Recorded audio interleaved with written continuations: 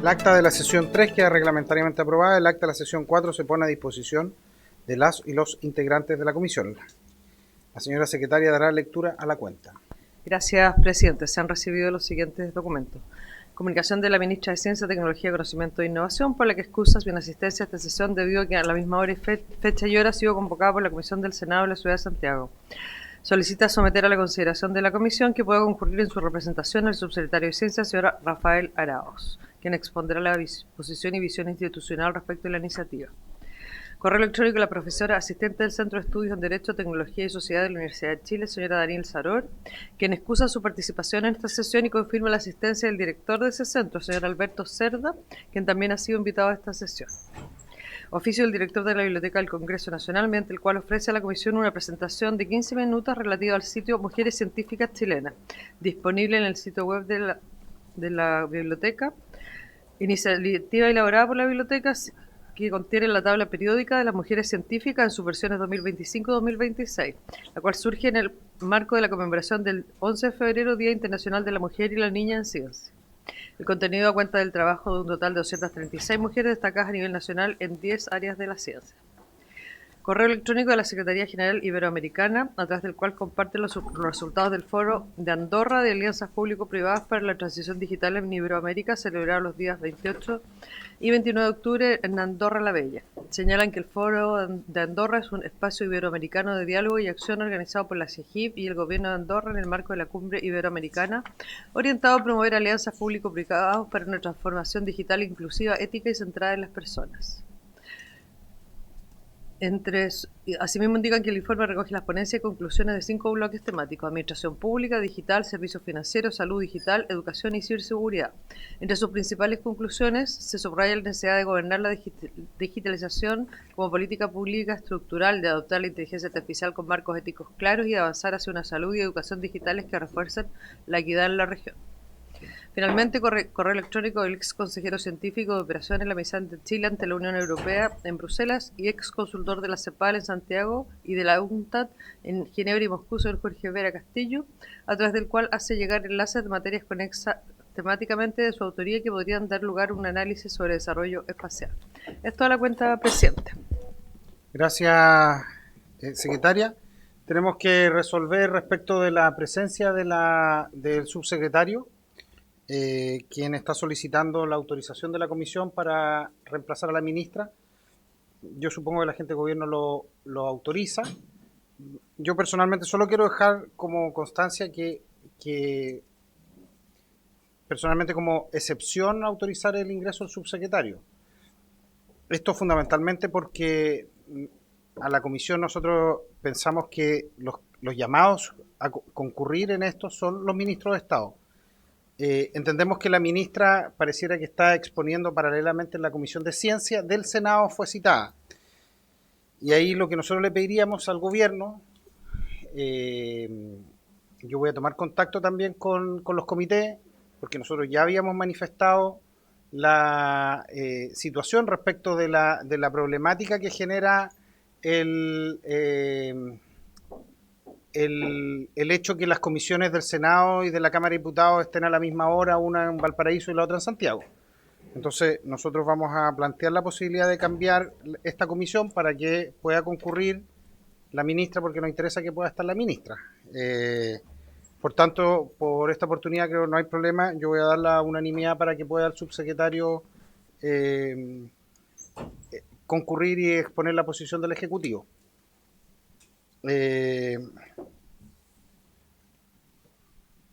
Sobre varios, no hay varios. Entrando en la orden del día, esta sesión. Sí. Don Felipe.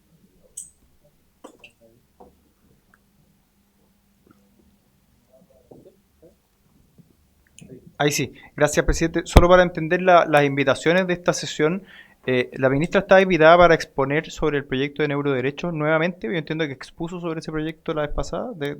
¿Cuál era el motivo de su invitación? Lo digo en el entendido de que ya expuso sobre el proyecto del que estábamos hablando. Entonces, no recuerdo haber quedado de invitarla de nuevo tampoco, por eso pregunto. Permanentemente están invitados, pero también el Ejecutivo solicitó el poder manifestar su opinión respecto a esto nuevamente. Vamos a entrando al orden del día. Esta sesión ha sido citada con objeto de continuar conociendo la opinión de expertos respecto del proyecto de ley sobre protección de neuroderechos y la integridad mental y el desarrollo de la investigación y las neurotecnologías. De origen de una moción del senador Alfonso Urresti, la ex senadora Carolina Goich y los ex senadores Francisco Chaguán, Juan Antonio Coloma y Guido Girardi. Este se encuentra en segundo trámite constitucional y se encuentra presente en representación de la ministra de Ciencia y Tecnología, el subsecretario de Ciencia, señor Rafael Araoz. En esta ocasión escucharemos a los siguientes expertos a quienes se le ha otorgado un tiempo de exposición de 10 minutos. Al ex relator de libertad de expresión de la OEA, ex autoridad de datos personales de Argentina, el señor Eduardo Bertoni, quien se encuentra conectado en esta sesión. ¿Está conectado el señor Bertoni?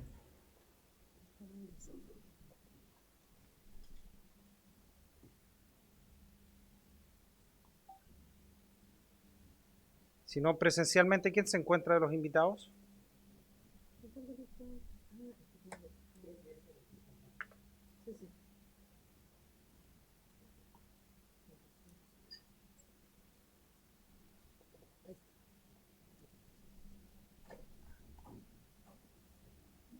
Ahí está, señor Bertoni, ¿nos escucha? Sí, los escucho perfectamente. ¿Ustedes? Sí. Sí.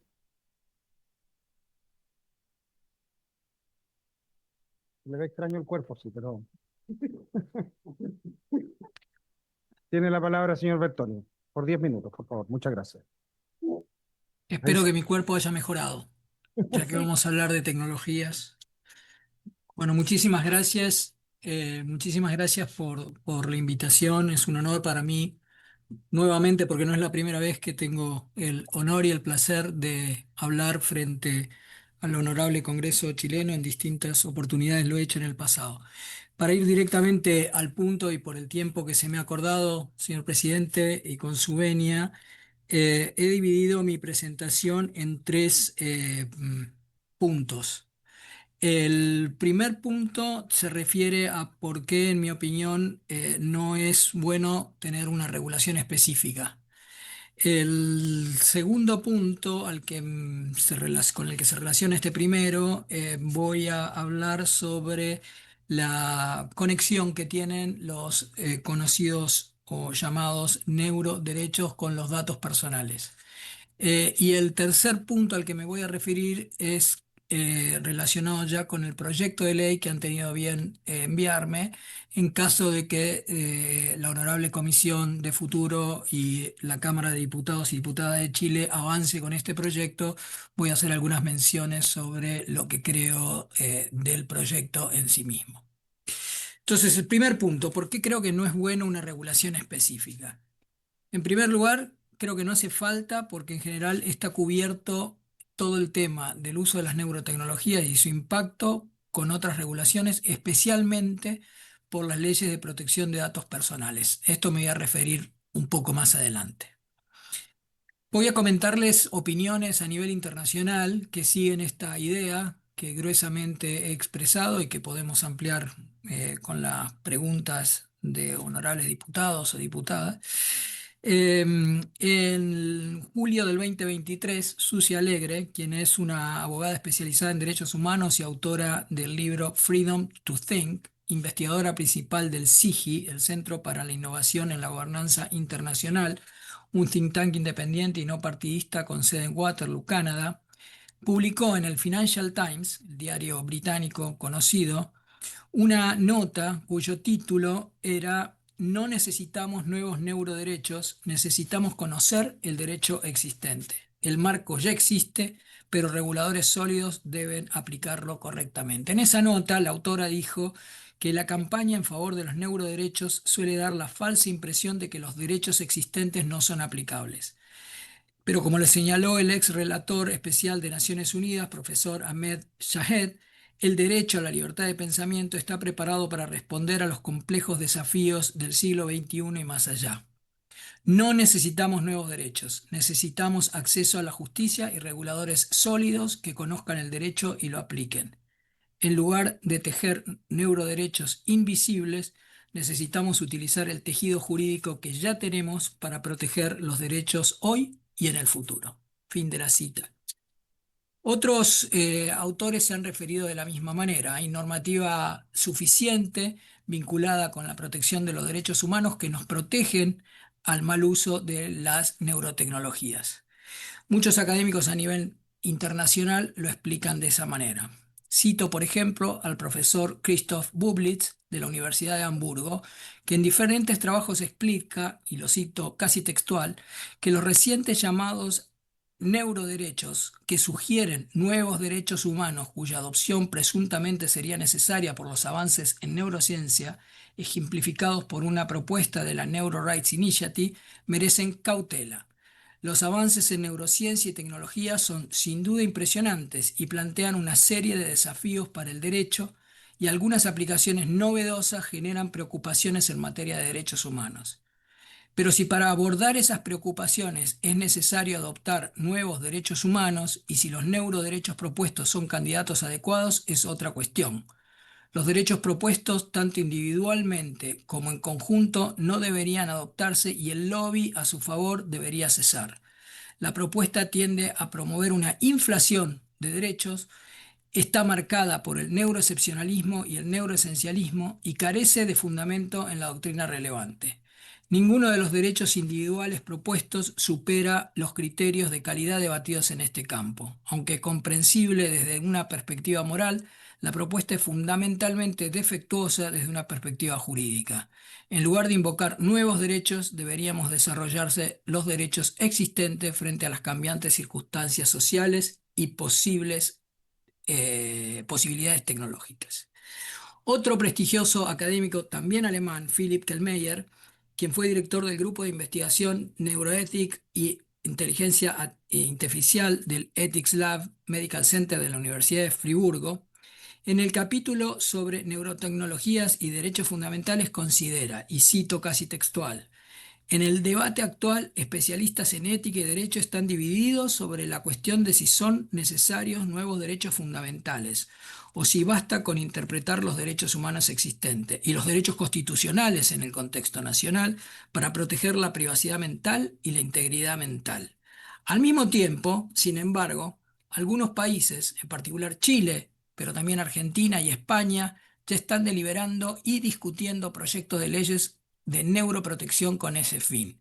Cabe señalar, no obstante, que todavía falta una comprensión conceptual unificada de nociones subyacentes como privacidad mental o integridad mental, lo que puede dar lugar a que estas iniciativas jurídicas regulen de manera insuficiente, errónea o excesiva estas cuestiones. Fin de la cita del profesor Kellmeyer.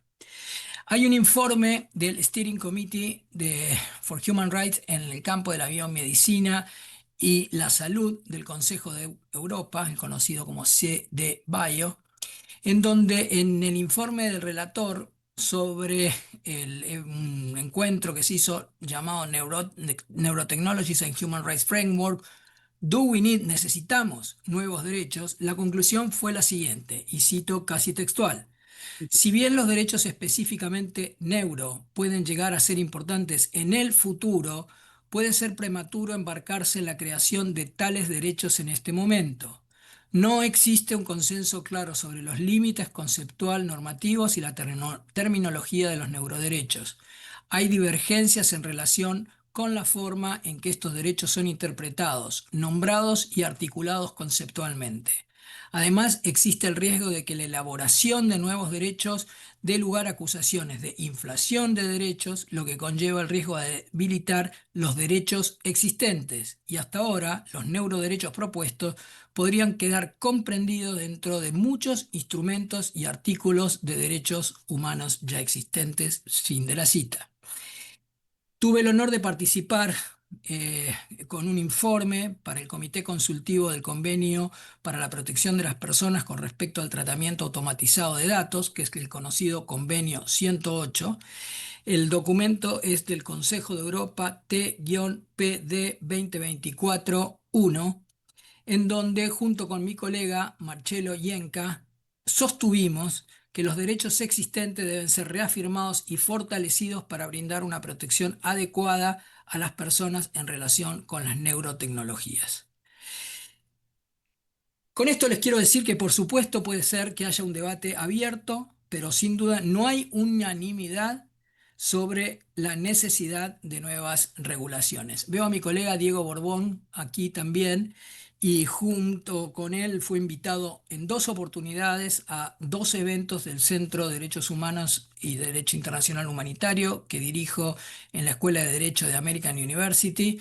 Los 2 eventos están en nuestro canal de YouTube. Con todo gusto les puedo pasar la liga a la Secretaría para que diputados y diputadas puedan ver las conclusiones que se llegaron a cabo en esos eventos que van en la dirección de la cautela en las nuevas regulaciones como las que estamos discutiendo. Segundo punto, los neurodatos, entre comillas, son datos personales.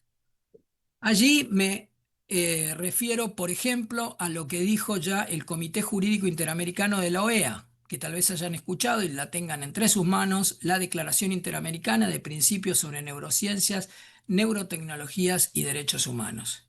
Particularmente, el principio 3 dice con toda claridad, los datos neuronales son datos personales sensibles. Los datos neuronales son datos personales altamente sensibles. Quienes sean responsables del tratamiento y uso de datos neuronales deberán adoptar medidas reforzadas de privacidad y seguridad y asegurar límites al uso de técnicas de decodificación que permitan identificar o hacer identificable una persona, especialmente con base de datos o conjunto de información compartidas con terceros. Los estados, dice el Comité Jurídico, deberán promover medidas para garantizar el control, la seguridad, la confidencialidad y la integridad de los datos neuronales, habiendo dicho antes que eran datos personales. Volviendo al Consejo de Europa, al Comité Consultivo del Convenio 108, el documento T-PD 2025-1, revisión 3, muestra un borrador de lo que están siendo elaboradas y tengo también el honor de estar participando en ese trabajo, como el proyecto de directrices sobre protección de datos en el contexto de las neurociencias y neurotecnologías. Nótese que el convenio 108 es el único convenio internacional referido a la protección de datos personales y se está haciendo un esfuerzo para regular las neurotecnologías dentro de este marco. Allí, en esas directivas, se propone aplicar los principios consagrados en el convenio 108 y en el convenio 108 más a los datos neuronales y al tratamiento de datos personales en y medio por las neurotecnologías, a fin de asegurar que los derechos de la privacidad y la protección de datos sigan estando adecuadamente resguardados y garantizados conforme a los estándares internacionales. Entonces, dice también este informe que la expresión datos neuronales se refiere a todos los datos personales derivados del cerebro o del sistema de una persona. La conclusión entonces, diputados, diputadas, a través de la presidencia de la comisión, es que si estos neurodatos, llamados neurodatos, son datos personales, hay que aplicar lo que hay, que son las leyes de protección de datos personales. Chile tiene, por suerte, desde hace no tanto, una nueva ley moderna sobre protección de datos personales que entrará en vigencia pronto y que sería bueno que al ponerse en vigencia esa ley se dote al organismo de control con suficiente poder como para también poder hacer investigaciones sobre esta materia a la que nos estamos refiriendo, en tanto y en cuanto he considerado y muchos consideramos que estos llamados neurodatos caen dentro de la categoría de datos personales. Puedo extenderme sobre eso, pero no tengo tiempo sobre cuáles son los principios de las leyes de datos personales que hay que aplicar. Para pasar entonces al último punto, muy brevemente, en cuanto a que, dado esta discusión que existe a nivel internacional, en cuanto a la conveniencia o no de regular específicamente en esta materia, cuando hay regulaciones que podrían obviamente ser aplicadas, voy a hacer algunos comentarios muy breves al proyecto que han tenido a bien hacerme llegar para hacer unos muy pequeños comentarios del proyecto, entendiendo que yo creo que es un proyecto que digamos que no es necesario hacer este tipo de regulaciones. Pero si ya hubiera un consenso en el Parlamento, en el Congreso chileno, de avanzar, me permito hacer algunos comentarios. El primer comentario. La definición de neurotecnologías que está en el proyecto sugeriría que se la trabaje mucho más.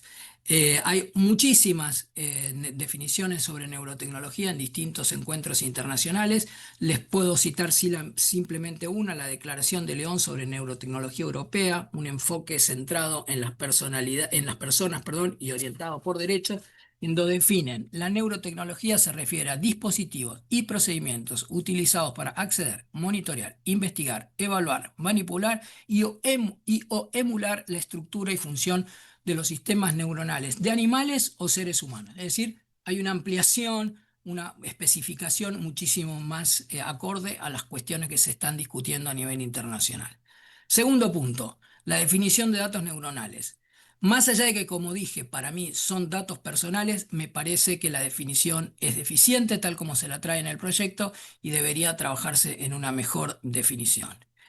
En general, este tipo de propuestas legislativas tienen que ser muy específicas y muy claras respecto de las definiciones. El proyecto debería tener muchísimas más definiciones y muchísimas más precisiones. Por ejemplo, he mencionado en algún párrafo el tema de lo que es la privacidad mental y hay muchísimas otras cuestiones que debería tratar de, en caso de avanzarse con un proyecto específico, incluirse en la materia. Los artículos 1 y 2 que trae el proyecto, como alguna vez me enseñó un profesor de Derecho, pueden ser pedagógicos en el sentido de reafirmar cosas que ya existen, pero me parece que son absolutamente redundantes. Finalmente, las sanciones penales. Creo que debería ser revisados los tipos penales. Hay, a mi modo de ver, algunas posibles violaciones al principio de legalidad respecto de la descripción de las conductas prohibidas que podrían ser incompatibles con el principio de legalidad, como bien decía. Para terminar, señor presidente, mi conclusión general. La inflación de derechos, la inflación regulatoria, cuando no es necesaria, genera confusión normativa que por un lado puede afectar la innovación al desincentivar a nuevos emprendedores. Por otro lado, genera litigiosidad donde el beneficio principal está para los litigantes más que para quienes se dirige la protección de los derechos. Muchas gracias, señor presidente, y quedo a criterio de la honorable comisión si tienen preguntas o algunos otros comentarios y pudiera mandar cualquier documento al que me he referido vía la secretaría. Muchísimas gracias. Gracias, don Eduardo. Vamos a avanzar con los Invitado, y después le hacemos la pregunta a los invitados que consideren necesario, porque si no tenemos riesgo de que el tiempo se nos agote para la gente que viene.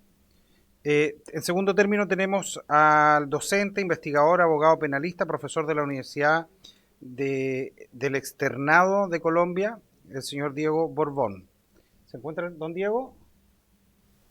Sí, sí. Don Diego, tiene la palabra por 10 minutos, por favor. Les vamos a indicar cuando lleguemos a los 10 minutos porque tenemos que tratar de que todos puedan exponer. Don Diego. Gracias. ¿Ven mi pantalla correctamente? Sí, de acá se ve bien. Perfecto. Gracias por la invitación y yo quisiera aportar quizás a esta discusión una perspectiva crítica y escéptica sobre las regulaciones y las ideas de neuroderechos y el proyecto de ley particularmente, porque creo que a veces es bastante bueno en discusiones regulatorias que alguien lleve la contraria, ¿no? Así que eres los 5 puntos concretos sobre este proyecto y la idea general de neuroderechos. El primero es sobre los supuestos riesgos inminentes de la neurotecnología, ¿no? Cuando se habla de neuroderechos y la propuesta que ha promovido el profesor Rafael Yuste, se suele mencionar, por ejemplo, estudios en los cuales supuestamente se lee en la mente, el internal speech, el narrador interno de las personas y los participantes, lo que claramente eleva riesgos sobre la privacidad de la mente, ¿no? También se muestra experimentos sobre la posible codificación de lo que las personas ven en tiempo real y se mencionan experimentos y papers como el que está en pantalla, que se le muestra una imagen a una persona y con un computador podemos reconstruir esa imagen solo viendo la actividad del cerebro, lo que también eleva riesgos sobre la invasión a la privacidad y la vida íntima. También se muestran investigaciones sobre el control del comportamiento, por ejemplo, en este caso con este ratoncito, utilizando algo llamado optogenética que modifica las células y las neuronas, las hace fotosensibles y puede inducir comportamientos agresivos, en este caso, como lo mostró este experimento, u otros ámbitos quizás más clínicos, por ejemplo, del cambio de la personalidad de los pacientes cuando usan Deep Brain Stimulation, entre otras, y en ámbitos penales para usos de predicción del comportamiento humano, detección de mentiras o de mejora moral. Más adelante mostraré un poco por qué estas supuestos riesgos inminentes no son, uno, tan ciertos técnicamente y dos, ni son tan inminentes como se cree que son o como a veces se muestra en el lobby que a veces se hace en favor de las propuestas de neuroderechos. Mm, Claramente por esto es que la iniciativa de neuroderechos ha sido tan popular en muchos países, no solo en Chile, también en México, Colombia, en Argentina, en Uruguay, en Brasil y en otros. Pero quisiera hacer comentarios muy breves sobre la idea de neuroderechos en general. Llevamos 6 años desde la Universidad Externa de Colombia publicando activamente sobre muchísimos problemas conceptuales, éticos, financieros, de necesidad de inflación de derechos, de narrativas peligrosas detrás de las iniciativas de neuroderechos, así como por qué esos no nos protegen tanto como quisiéramos o como creemos que nos protegen, y ejemplos de muy malas regulaciones latinoamericanas, como lo veremos que fue la regulación del Parlamento Latinoamericano y Caribeño. Pero un comentario muy breve y es que oponerse a la idea de neuroderechos no es oponerse a la regulación, es oponerse a la mala regulación, porque peor que no tener regulación es tener una mala regulación. En términos conceptuales, hemos criticado muchísimo, y aquí les dejo algunos QRs por si quieren escanearlos, las publicaciones que hemos hecho, los conceptos que subyacen a la discusión de neuroderechos, como los conceptos de libre albedrío, de free will, de libertad cognitiva, de mejora de identidad personal. Incluso en la UNESCO verán que, por ejemplo, algunos conceptos como el de datos cognitivo-biométricos se discutió tanto, se propuso, pero nunca se aprobó, por ejemplo, porque son conceptos nuevos, ¿no? Que salen a veces de discusiones filosóficas, pero que en la práctica no se pueden operacionalizar realmente por nuestros jueces y legisladores. ¿Cómo entender qué es en la práctica el libre albedrío, la libertad cognitiva, a lo mejor la identidad personal, y aplicarlos concretamente al derecho? Hay problemas éticos como el problema del acceso equitativo a tecnologías que no tienen finalidades terapéuticas, por ejemplo, que ha sido muy criticada por la academia, entre otras cosas por los problemas éticos, pero también financieros, porque financiar el acceso equitativo en países como Colombia o Chile, donde ni siquiera podemos subsidiar o pagar los mínimos derechos humanos y sistemas de salud es problemático, por supuesto. También se ha criticado mucho si realmente intentamos unos derechos, el profesor Bertoni lo ha mencionado, así que no sería redundante al respecto. Bullitz, que también lo mencionó el profesor Bertoni, pues ha criticado mucho esta idea de las propuestas de neuroderechos, también de la narrativa que subyace atrás de ellos, que nos intenta vender la narrativa de que lo que tenemos hoy no nos protege, cuando que parece ser todo lo contrario. Lo que tenemos hoy reafirmado, reinterpretado y aplicado efectivamente, sí nos puede proteger de cualquier tecnología que se pueda desarrollar. No hay que hacer una legislación para cada cosa o nuevas listas de derechos de 5, 10, 15, 20, 45 nuevos derechos con cada tecnología que salga, ¿no? Y tampoco nos protegen tanto porque son relativos y no absolutos, como lo decía Yenka y Andorno, ¿no? Pero les quiero decir lo siguiente, y es que a nivel internacional se ha debatido mucho esas ideas de neuroderechos y la realidad es que no se apoyan, no hay ningún apoyo fundamental, real, detrás de esas ideas de, por ejemplo, la Fundación de Neuroderechos. En un congreso de la International Sex Society se debatió esto y solo el 2% dijo que sí defendería la idea de legislar en favor de esos nuevos derechos, lo cual muestra que a nivel internacional esto no tiene mucho apoyo. Y en un reciente congreso aquí en Zúrich, en el que participé, dentro de 30 temas bioéticos y de ética médica, los temas neuro aparecieron de 25 menos votados, o sea, de los 25 menos importantes dentro de la lista 30, porque hay problemas mucho más reales, inminentes en temas de biotecnologías y ética médica, entre otras cosas. Tercer punto de intervención, de 5, y es los problemas de legislaciones de neuroderechos en Latinoamérica. Y es que tenemos muchos ejemplos de cosas que salen bastante mal. en la sesión del 13 de abril se discutió mucho de por qué, cuáles son los temas comparados, ¿no? Y la realidad es que Latinoamérica tiene 31 iniciativas en muchos países, de las cuales de las 31, solo 3 que son vinculantes legalmente han sido aprobadas y las demás nunca llegan a aprobarse porque no pareciera lo suficientemente prioritario políticamente, tecnológicamente, científicamente, y además de que algunas están bastante mal pensadas en sus fundamentos. Por eso publiqué ese artículo en Nature Neuroscience hablando del inconsistente y prematuro y a veces vago marco de neuroderechos en Latinoamérica, ¿no? Y el segundo problema es que la verdad pareciera que nadie sabe en lo que estamos regulando en Latinoamérica. Y la evidencia de esto es la ley del Parlatino. Eso es bastante claro porque tiene un montón de problemas conceptuales y éticos que hemos publicado en varios papers que les puedo también enviar en otro concepto, pero además de que tiene muy malas fuentes que lo fundamentan, como Wikipedia, como blogs de opinión, como videos de YouTube y conferencias del profesor Rafael Yuste, que son buenas, pero que no fundamentan de fondo una legislación rigurosa, ¿no? Y apropiada para el ámbito tecnológico. Y además la ley del Parlatino tiene un 70% de plagio con fuentes de Internet, lo cual no es una forma rigurosa de hacer legislación en Latinoamérica, por ejemplo. Por eso publiqué un artículo que se llama ¿Cómo no debería ser una legislación de neuroderechos? Y la clave y el ejemplo claro es la ley del Parlatino. Y son cosas que no hay que repetir ni en Colombia, ni en Chile, ni Argentina, ¿no? Porque si bien queremos ser pioneros en regulación, pues hay que hacerlo responsablemente, ¿no? En el caso de Chile, pues tenemos la modificación del artículo 19, pero si miran, por ejemplo, el bastante ya citado caso de Motif versus el ex senador Girardi, pues la realidad es que no fueron necesarios nuevos conceptos, nuevas regulaciones, sino aplicar las cosas que ya existen. El caso de Girardi versus Motif lo muestra claramente. La Corte Suprema no resolvió con esas nuevas ideas, sino aplicando el derecho a la intimidad, a la privacidad, la habeas data y la ley de privacidad de datos personales que ya tiene Chile, por ejemplo, ¿no? Cuarto punto de 5, y es sobre el proyecto de ley. Yo, de una manera bastante atrevida, y por eso me disculpo con ustedes, les mandé un concepto preliminar a sus correos electrónicos. Aquí simplemente lo resumo rápidamente porque ya lo tienen ustedes por escrito. Y es, digamos, el artículo segundo, los problemas conceptuales de lo que implica el acceso equitativo, que hace un derecho bastante criticado por la academia, por sus problemas éticos, financieros, prácticos, pero además el artículo segundo es puramente declarativo, no tiene realmente ninguna especificación de cómo tiene que ser ese acceso equitativo supuestamente promulgado en este proyecto de ley, ¿no? El artículo tercero tiene muchos problemas conceptuales, ¿no? Dentro de ellas, ¿qué se define como actividad neuronal, como actividad cerebral? Cuando una cosa son las neuronas, otra cosa es el cerebro, otra cosa es el encéfalo, otra cosa es el sistema nervioso central, otra cosa el periférico. Hay que saber muy bien y manejar esto con cuidado, porque las definiciones establecen lo que implica nuestro marco de regulación. Lo mismo con otras definiciones.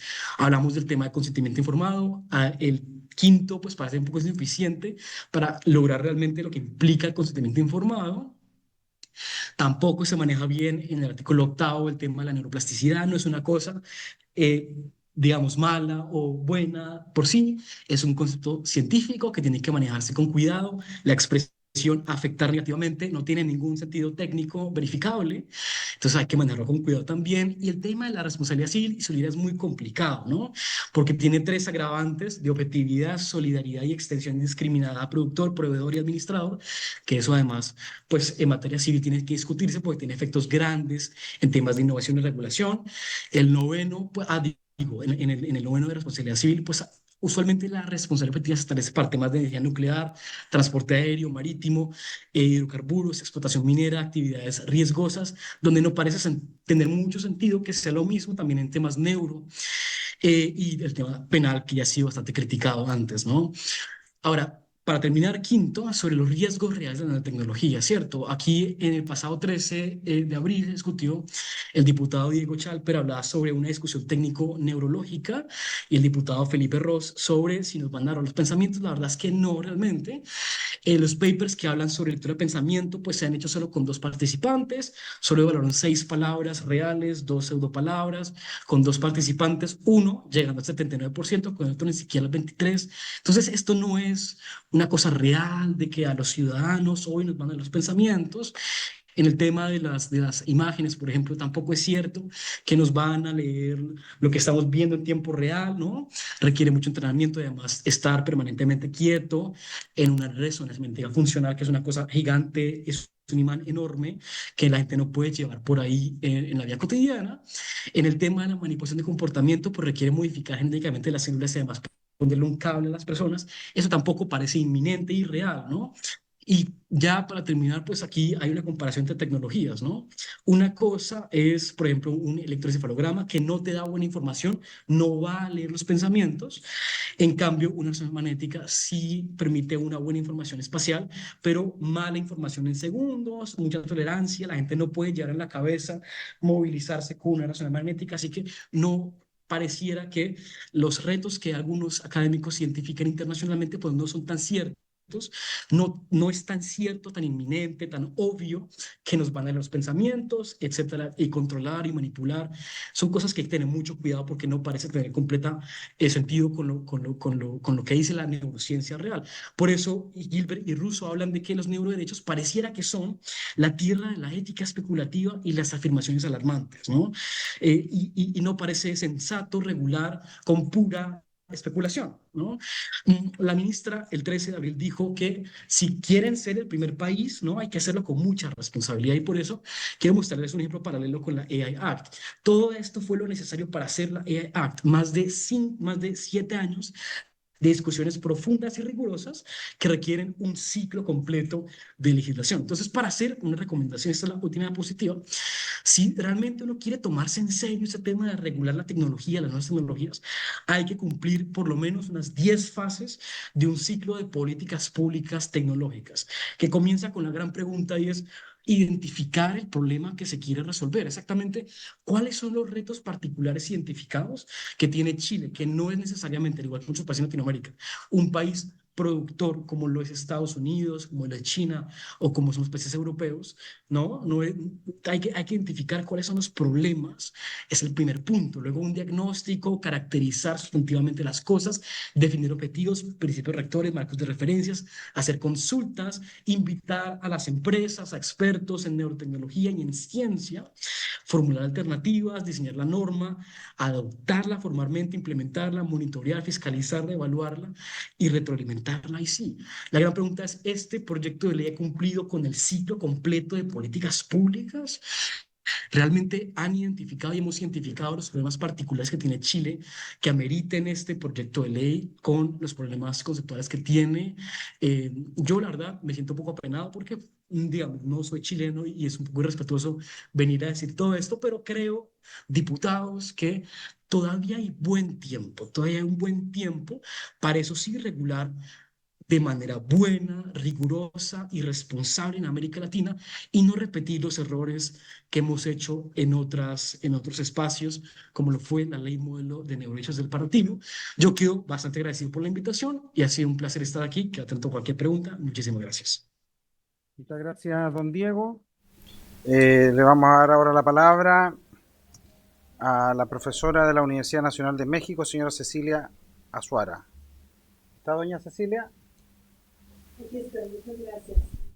Gracias. Honorable presidente de la comisión, honorables diputadas y diputados, agradezco profundamente a esta honorable Cámara la invitación a intervenir en la discusión de este proyecto de ley sobre neuroderechos.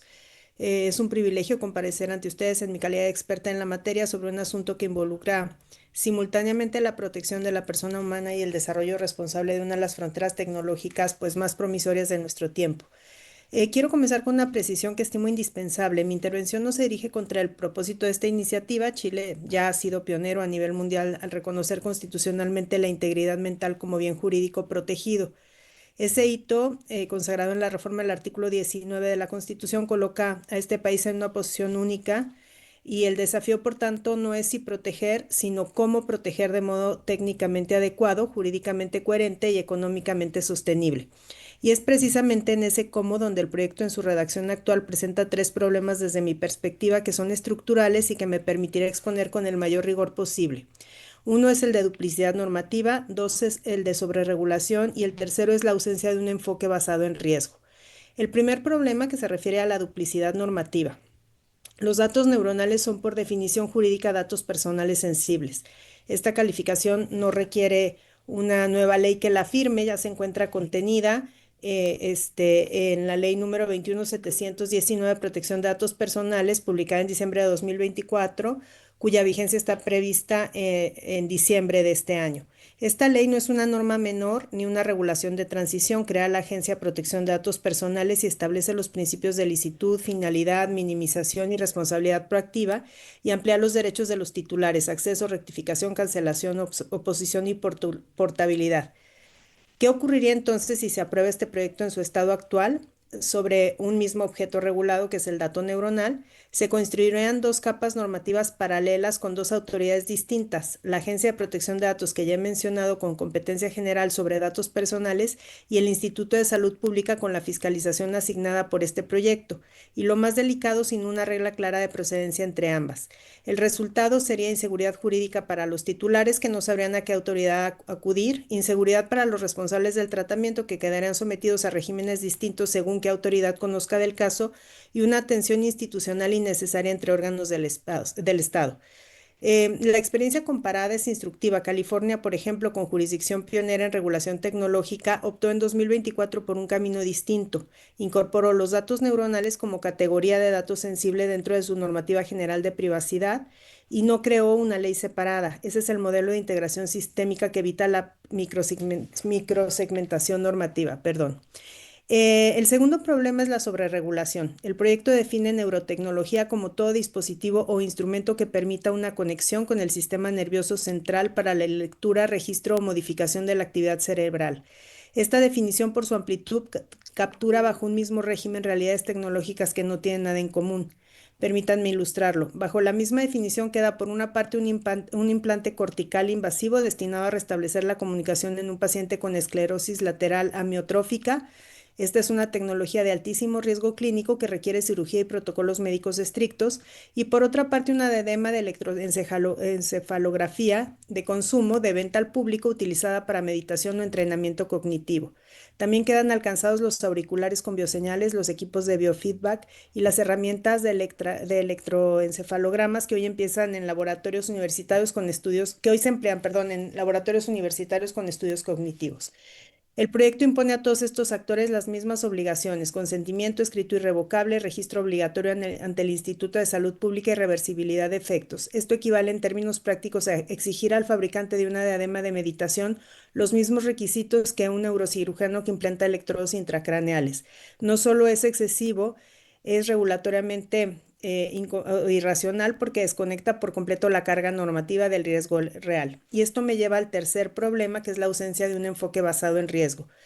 Este es el problema probablemente estructural más serio. El proyecto carece de un enfoque basado en riesgo. La regulación tecnológica moderna, como el Reglamento General de Protección de Datos Europeos o el de Inteligencia Artificial de la Unión Europea, calibran sus obligaciones, sus controles y su régimen de responsabilidad en función del nivel de riesgo real que presenta cada tecnología y cada uso concreto.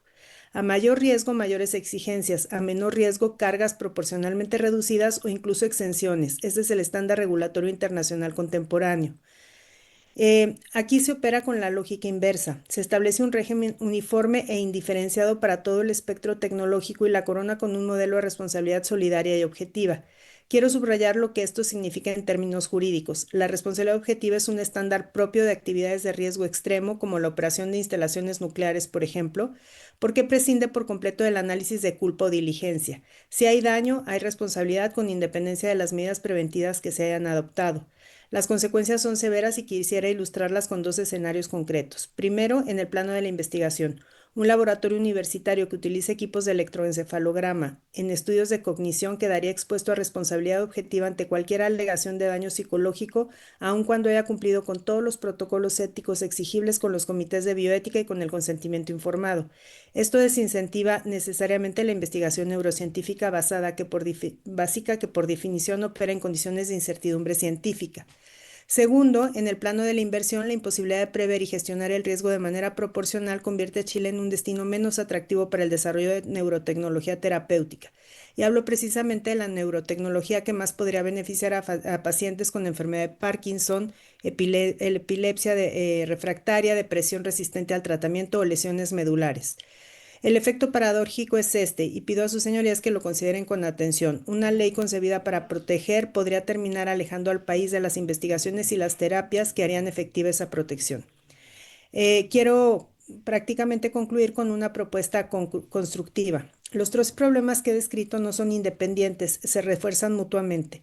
El proyecto duplica un régimen de protección de datos que la Ley 21.719 ya contempla. Regula una idéntica intensidad de tecnologías que presentan perfiles de riesgo incomparables y establece un estándar de responsabilidad que no guarda proporción con el estado actual del desarrollo neurotecnológico. Por esta razón, mi sugerencia respetuosa a esta honorable Cámara consiste en dos movimientos simples, que a mi juicio representan la solución de menor costo regulatorio y de mayor coherencia sistémica. Primero, incorporar expresamente los datos neuronales como categoría de datos sensible dentro del marco de la ley bajo la competencia de la Agencia de Protección de Datos Personales. Esto puede hacerse por vía de modificación puntual aprovechando que la ley aún no ha entrado en vigor. Segundo, reservar una regulación sectorial específica calibrada por riesgo únicamente para aquellas neurotecnologías que verdaderamente lo ameritan. Solo allí tienen pleno sentido los requisitos reforzados de consentimiento, el registro ante el Instituto de Salud Pública y los estándares elevados de responsabilidad. Este enfoque logra tres cosas simultáneamente. Protege con mayor eficacia a los titulares porque integra los datos neuronales en un sistema ya consolidado y evita la fragmentación institucional, y preserva, por otra parte, las condiciones para que la investigación y la inversión en neurotecnología terapéutica puedan desarrollarse en Chile. Honorables diputadas y diputadas, proteger la mente humana es un imperativo ético y constitucional. ¿Cómo hacerlo? Es una cuestión técnica. El desafío del legislador no es legislar más, sino legislar mejor. Una regulación bien diseñada no se mide por la extensión de sus prohibiciones, sino por su capacidad para proteger sin paralizar. Espero que estas consideraciones sean útiles para el trabajo de esta honorable Cámara y quedo, por supuesto, a su entera disposición para las preguntas que deseen formular. Muchas gracias. Muchas gracias, doña Cecilia. Le vamos a dar la palabra ahora al señor becario de investigación del Departamento Neuromuscular, el señor Óscar Lazo. ¿Se encuentra, don Óscar? Ahí sí. Muchas gracias. Tiene 10 minutos para exponer. Muchas gracias, señor presidente. Quiero partir agradeciendo en su persona esta invitación de la comisión, que espero permita compartir algunas de las ideas que algunos de los otros diputados pedían a esta comisión, que fuera una discusión que tuviera un poco más de espacio para discutir neurotecnología y para entender un poco más las tecnologías que están detrás de esto. Voy a completar la presentación solamente para que se entienda desde el lugar de conocimiento del que hablo. Soy efectivamente investigador del Instituto de Neurología de la University College London y al mismo tiempo profesor acá en Chile de una facultad de Psicología y Humanidades en la Universidad de San Sebastián. Y ahí lo que hago es esencialmente una colaboración con psicólogos y filósofos para tratar asuntos que tienen que ver con fisiología de las emociones o biología de la mente. Y entonces espero estar en una posición epistémica que me permita articular un poco algunas de las dudas más relevantes que pueden surgir en torno a este proyecto de ley. No sé si hace falta, pero quisiera recordar un aspecto del origen de esta discusión legislativa que tiene que ver con la tesis ética del profesor Rafael Yuste, que es un neurocientífico experto en señales de calcio y en ensambles neuronales de la University of Columbia, y junto a los colaboradores del Morningside Group. Y ahí él presenta la necesidad de avanzar en 4 principios éticos, ¿cierto?, en relación con el progreso de las que él denomina y él define en esos documentos como neurotecnología. El primero, que tiene que ver con cuestiones relativas a la privacidad y a la necesidad de consentimiento para el acceso a los datos cerebrales. Un segundo aspecto que tiene que ver con proteger la agencia, la libertad, la identidad de las personas de potenciales manipulaciones externas basadas en esta tecnología. El tercero, que tiene que ver con cautelar que el uso y la implementación de estas tecnologías no replique ni amplifique sesgos relativos a la etnia, el género o la diversidad neurológica de los humanos. Y finalmente, poner límites y algunos criterios de justicia y equidad para el uso de estas tecnologías en virtud de aumentar las capacidades humanas. Los 4 principios éticos ciertamente atendibles e importantes de discutir. Pero lo que me parece interesante es decir que, según explica el mismo profesor Yuste en varias oportunidades, el encuadre legislativo de lo que han llamado los neuroderechos es ante todo una estrategia para consolidar esta posición ética respecto a esto y no necesariamente una respuesta, como señalaba la profesora Suara, a un desafío normativo. Me gusta escuchar que hay espacio aquí para la discusión jurídica que tiene que ver con qué legislar, hasta dónde regular, cuáles de estas cosas constituyen legítimamente derechos y cuáles son principios éticos, y si esta regulación propuesta en el proyecto de ley constituye una protección necesaria y distinta a la provista por otros cuerpos legales, incluyendo los ya mencionados, sobre todo el tratamiento de datos biométricos, el que tiene que ver con dispositivos médicos regulados. Y solo quiero hacer ver adicionalmente que el sistema científico es particularmente frágil a la sobreregulación, y muchas cuestiones que resultan positivas o inocuas para otras actividades de la sociedad terminan limitando gravemente la investigación científica, por lo que mi llamado a esta comisión es primero a considerar una regulación sobre tecnologías específicas solamente en la medida que respondan a una necesidad regulatoria igualmente específica. Igual que en el caso de la reforma constitucional, que prácticamente eliminó el objeto inicial y lo dejó como una más de las instancias en que el desarrollo científico y tecnológico tiene que estar al servicio de las personas, y el Estado entonces tiene que ser garante en la cautela de ese criterio, considero que el proyecto de ley que emana del Senado es un proyecto de ley significativamente mejor en varios aspectos al que originalmente fue presentado. Creo que gana en especificidad respecto de aquello que queremos distinguir entre lo legítimo y lo abusivo en el uso de estas tecnologías, y especifica algunas sanciones, responsabilidades y exclusiones cuyos efectos el profesor Bertoni ya comentó en términos de los riesgos que conlleva esa especificidad. Pero creo que se mantiene una identidad en el proyecto que tiene que ver con la articulación de otros cuerpos legales y refiere muchas veces precisamente a la ley que regula los datos personales o a las leyes que regulan los dispositivos médicos, no estableciendo más bien un criterio regulatorio propio, sino que haciendo uso de una suerte de articulación de otros cuerpos. Por lo que yo creo que el principal defecto que subsiste es precisamente el de la definición de una neurotecnología. Voy a aprovechar entonces de profundizar en ese punto. El proyecto ofrece la suya, dice que una neurotecnología es el conjunto de dispositivos o instrumentos que permiten una conexión con el sistema nervioso central para la lectura, registro o modificación de la actividad cerebral y de la información que proviene de ella. Y esta definición yo creo que es la clave de lo que en otros lugares yo he llamado la paradoja de los neuroderechos, porque hay una tensión evidente entre proteger un aspecto tan específico, que no hay ninguna garantía que vaya a constituir en algún momento una necesidad regulatoria, mientras deja sin protección exactamente algunos de otras instancias de los mismos principios que busca cautelar.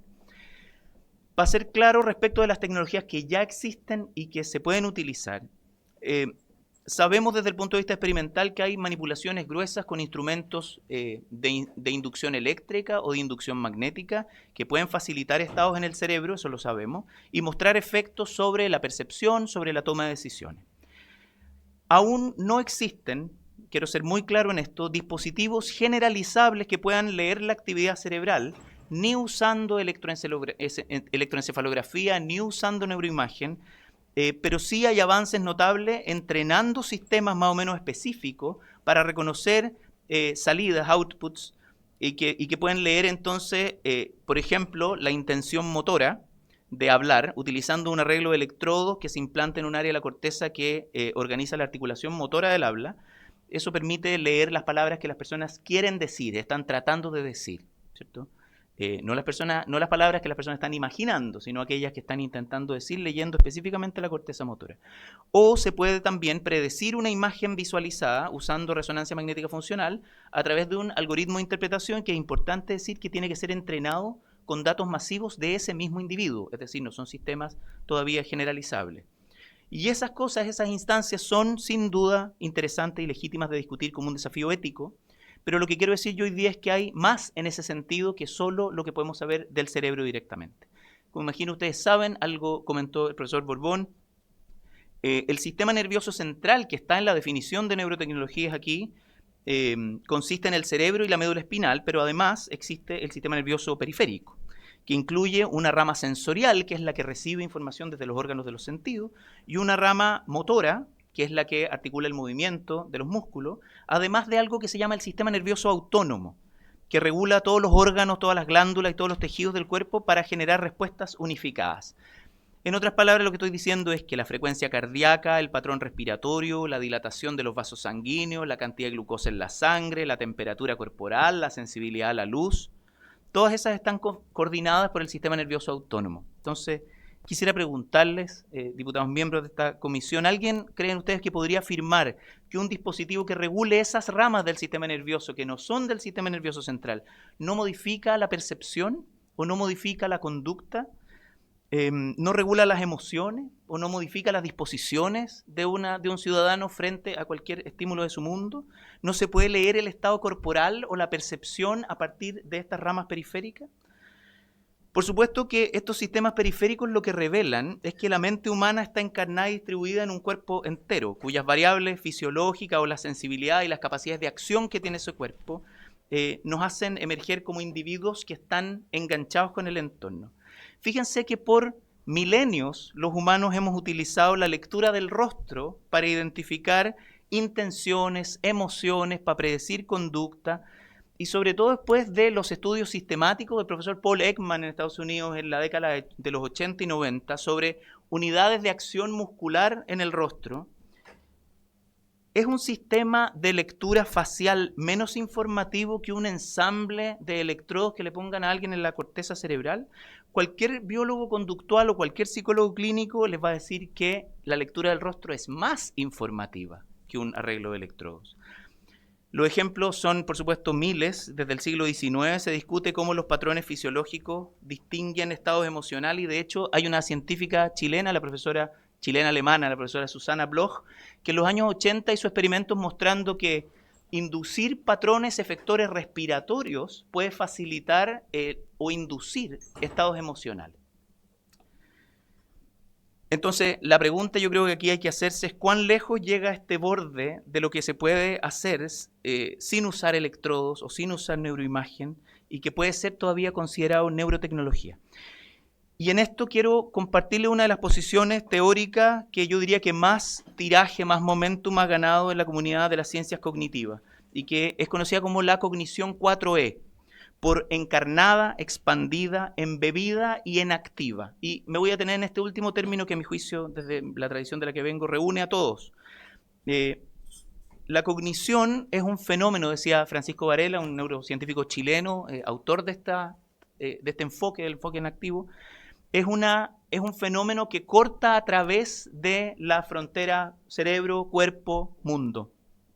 Porque las entradas de información, lo que el mundo nos presenta y la conducta que observamos, la experiencia subjetiva, no son separables del sustrato material de la biología del cuerpo entero y de sus extensiones. Dicho de otro modo, no hay algo que pueda leerse en el cerebro que no pueda leerse también cuando se tienen suficientes datos del cuerpo y del mundo de ese individuo. Y esta puede ser una arista particularmente relevante hoy día que muchos países estamos poniendo límites a la operación de, por ejemplo, compañías tecnológicas dueñas de redes sociales muy populares, donde se combina un incesante flujo publicitario, algoritmos que automatizan los filtros de contenido personalizado y además un inmenso flujo de información sobre los usuarios, sus perfiles de uso, sus contactos, sus movimientos, con una capacidad, además, estas compañías tecnológicas, una capacidad de cómputo que excede por mucho, esto me lo ha reconocido la gente de algunas de esas compañías en persona, exceden esas capacidades de cómputo, pero por mucho, las capacidades de cualquier Estado. No estamos entonces exactamente en el mismo riesgo de lectura y manipulación de mentes, incluso las de las mentes de menores de edad, que la que este proyecto propone evitar. Cuando se trata de la manipulación y de la percepción y de la conducta, no son los suplementos nutricionales, los psicofármacos, las bebidas alcohólicas, el tabaco o algunas de las sustancias vaporizables que hoy día se comercializan en Chile, también neurotecnologías en el sentido de que afectan el sistema nervioso central en forma suficientemente específica para ser utilizadas en precisamente todos los casos que especifica el proyecto en discusión. Mi invitación entonces a esta comisión es a continuar en la discusión de este proyecto distinguiendo si necesitamos un cuerpo legal que aborde el problema en forma general, más allá de las tecnologías que tienen que ver con el cerebro directamente y más sustantiva, o quizás necesitamos, por otro lado, un proyecto articulador que a lo mejor pone el foco en esta tecnología, que no sabemos si existirá, o si hay que hacer, como proponían algunos de los invitados anteriores, un fortalecimiento de otras iniciativas legales como la protección de datos biométricos, datos sensibles o, por ejemplo, la asimetría en la capacidad de cómputo. Con esto termino y les agradezco mucho la invitación y quedo también abierto y disponible a las preguntas que la comisión pueda tener. Muchas gracias. Gracias, don Oscar. Le vamos a dar la palabra a don Alberto Cerda. Él es director del Centro de Estudio de Derecho, Tecnología y Sociedad de la Universidad de Chile.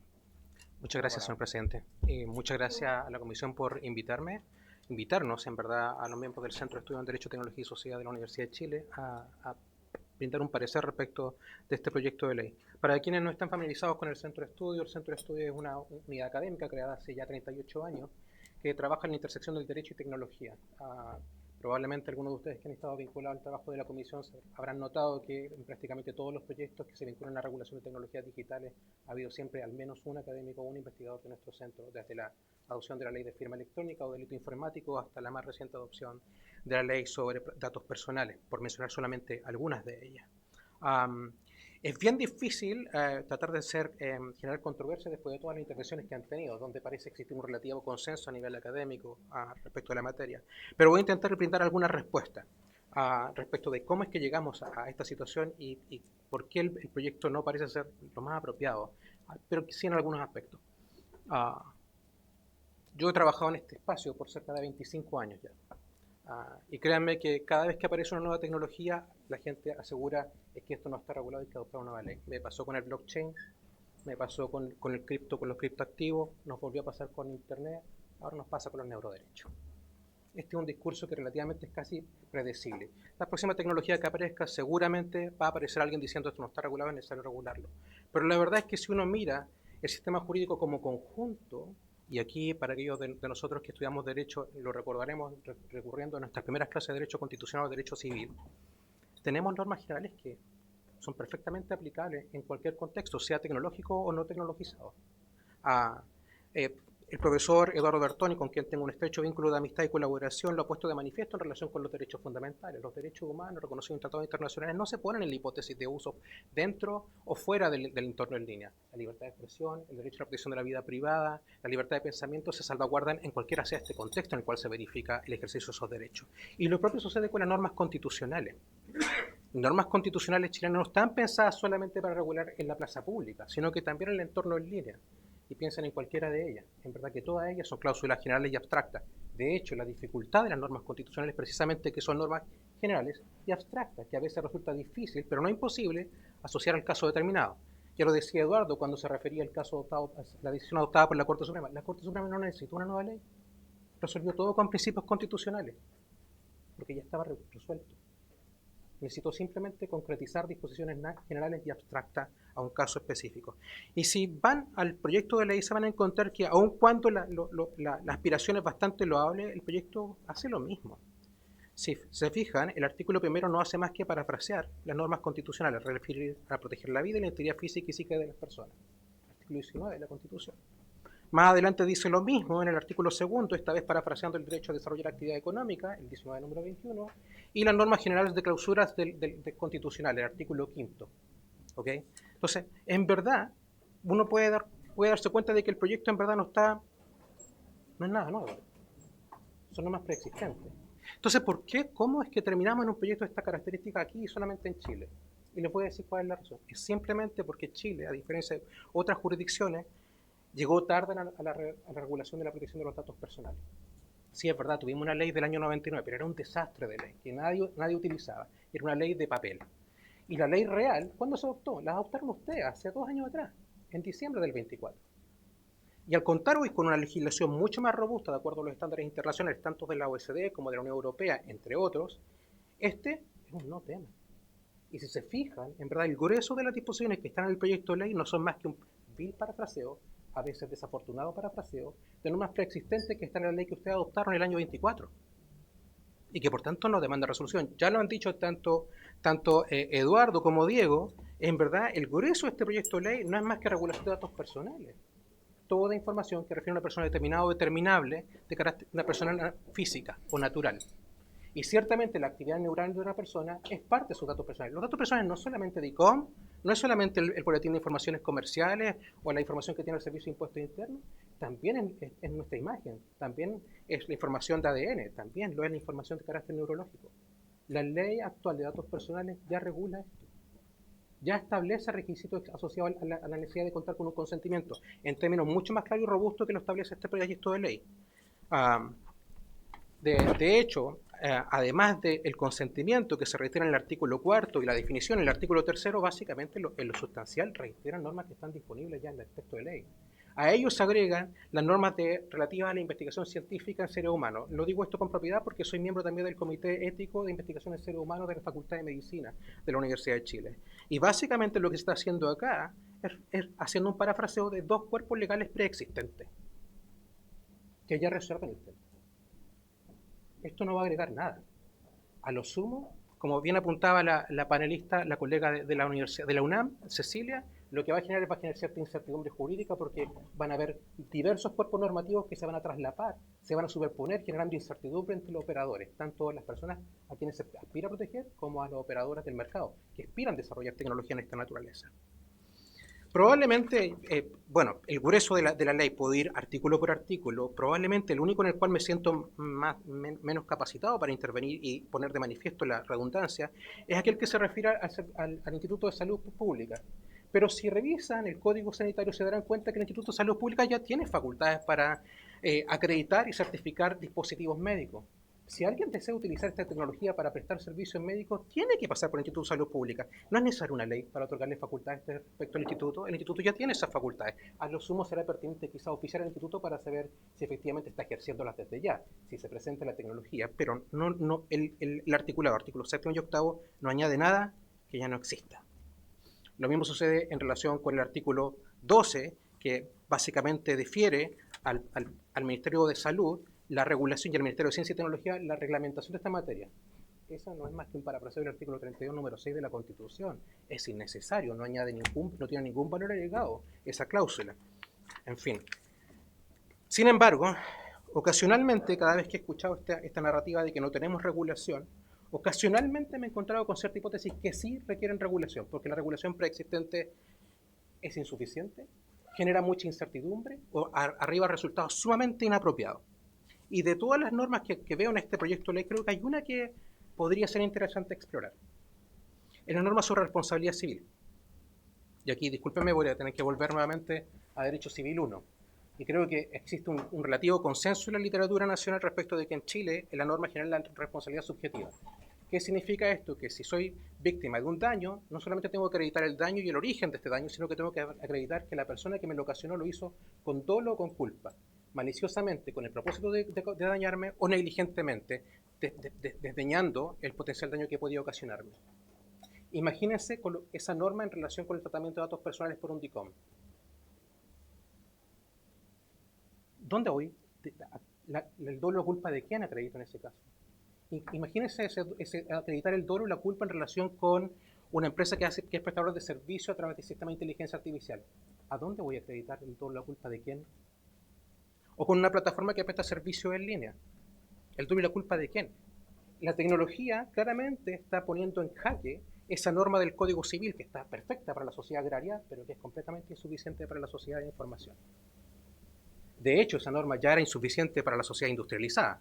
Ya lo mencionaba en su intervención Diego, la normativa sobre accidentes nucleares, aéreos y del trabajo ha hecho otra opción legislativa, una responsabilidad objetiva. Cecilia me parece, Cecilia ha puntualizado que quizás la responsabilidad objetiva no sea el mecanismo más acertado, el que se prevé en este proyecto de ley.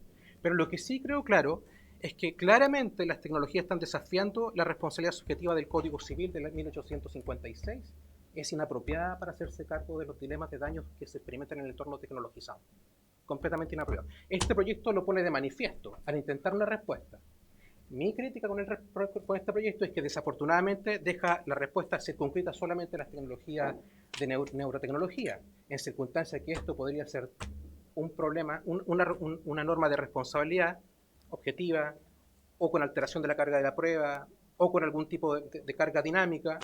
Es un tema discutible que referirse a cómo proteger a los ciudadanos y a las personas, los consumidores, en relación con las tecnologías informatizadas.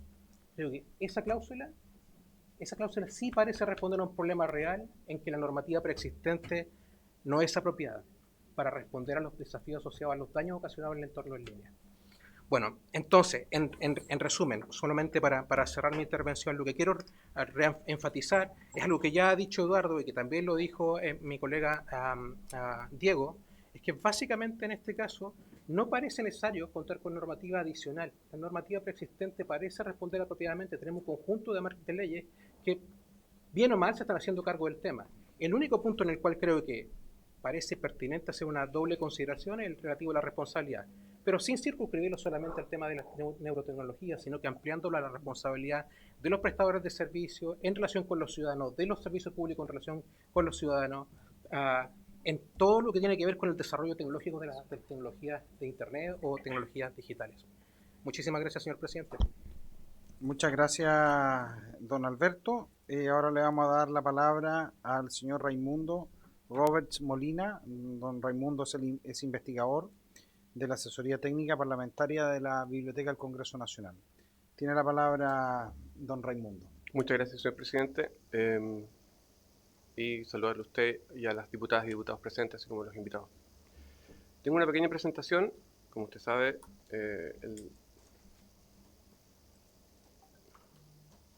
la presentación que vamos a ver ahora es un extracto de un análisis que fue solicitado la semana pasada sobre legislación comparada en temas de neurotecnologías y voy a intentar hacerlo lo más rápido posible en honor al tiempo.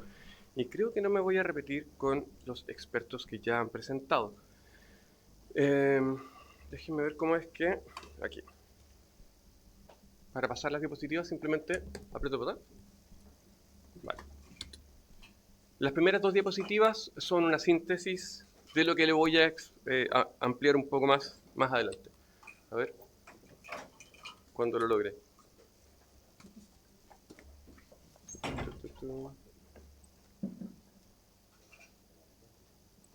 Si no se la cuento. Ya, esta es la primera. Según lo señalado la semana pasada, en esta misma comisión, el proyecto de ley tendría como objetivo principal regular las neurotecnologías disponibles para consumo no médico en Chile. Se trata de una parte de las neurotecnologías existentes, que serían las tecnologías no invasivas, y dentro de las tecnologías no invasivas, o las neurotecnologías no invasivas, estas pueden leer señales neuronales, pueden estimular o modular el sistema nervioso central o otras partes del sistema nervioso. Al no estar reguladas, se pueden adquirir ahora en Chile dispositivos súper estudiados y autorizados por la Comisión Europea o por la FDA, y también algunos productos genéricos sin regulación conocida.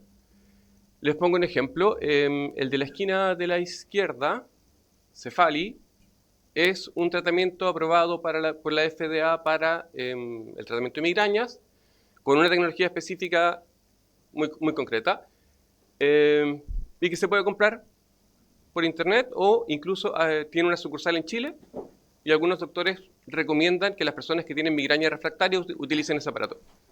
Luego, el aparato del lado es un masajeador de cabeza, migraña, insomnio, ansiedad, alivia, Longshu, así se vende en un sitio, en un marketplace, y vale 10.799 pesos, sin información sobre si está aprobado o no está aprobado, o qué tipo de tecnología usa el aparato. Y el tercero, que no se ve muy bien ahí, y que sin oferta tiene un valor de 2.200.000 pesos, literalmente lo hace todo, desde el tratamiento del insomnio, la migraña, la esquizofrenia, y es un dispositivo de neurofeedback donde la señora que sale ahí aparece como sujeto de prueba del dispositivo.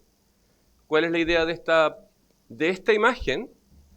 Que dentro del mundo de las neurotecnologías de uso no médico o sin una finalidad médica prevista son hoy día un negocio en alza a nivel mundial y que tienen ciertos riesgos, de la misma manera que tiene riesgo comprarse un láser para hacerse un peeling o ciertos tipos de implantes o de productos, por ejemplo, para hacerse, ¿cómo se llama?, reducciones de lipo. Hoy día en Chile no tenemos una regulación sobre este tipo de dispositivos que se pueden encontrar en el mercado. Dije que iba a ser la primera y la segunda diapo como el resumen total y después me puedo alargar un poco más.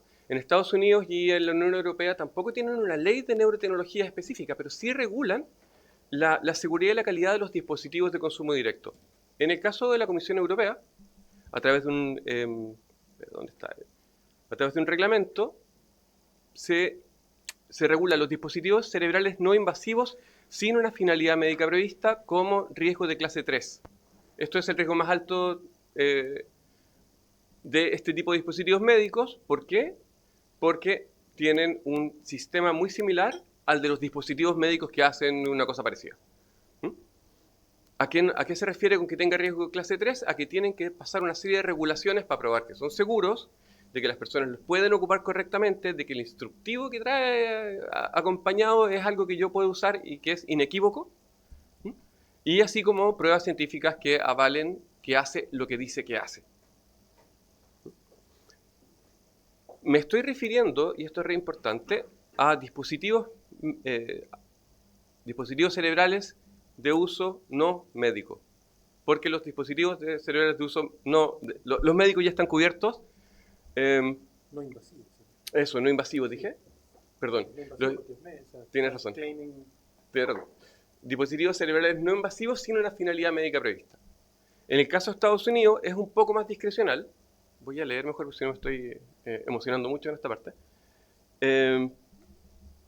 Es más discrecional porque la FDA va trabajando dispositivo por dispositivo, ya que todos los dispositivos de este tipo que se quieran vender en Estados Unidos tienen que pasar por la evaluación de si son un dispositivo médico o son un dispositivo de bienestar general, cuando usan este tipo de tecnología. Estos dos elementos son súper importantes. Primero, tiene que tener un nivel de riesgo muy bajo, obviamente que tienen que ser no invasivos, y tiene que decir que su objetivo previsto no es médico. No cura la migraña, no trabaja sobre la depresión, simplemente es para aumentar el bienestar. En enero del 2026, la FDA presentó un instructivo interno en el cual dice que este tipo de aparatos no debería ser considerado como de bajo riesgo en casi ningún caso, por las posibilidades de daño de las personas.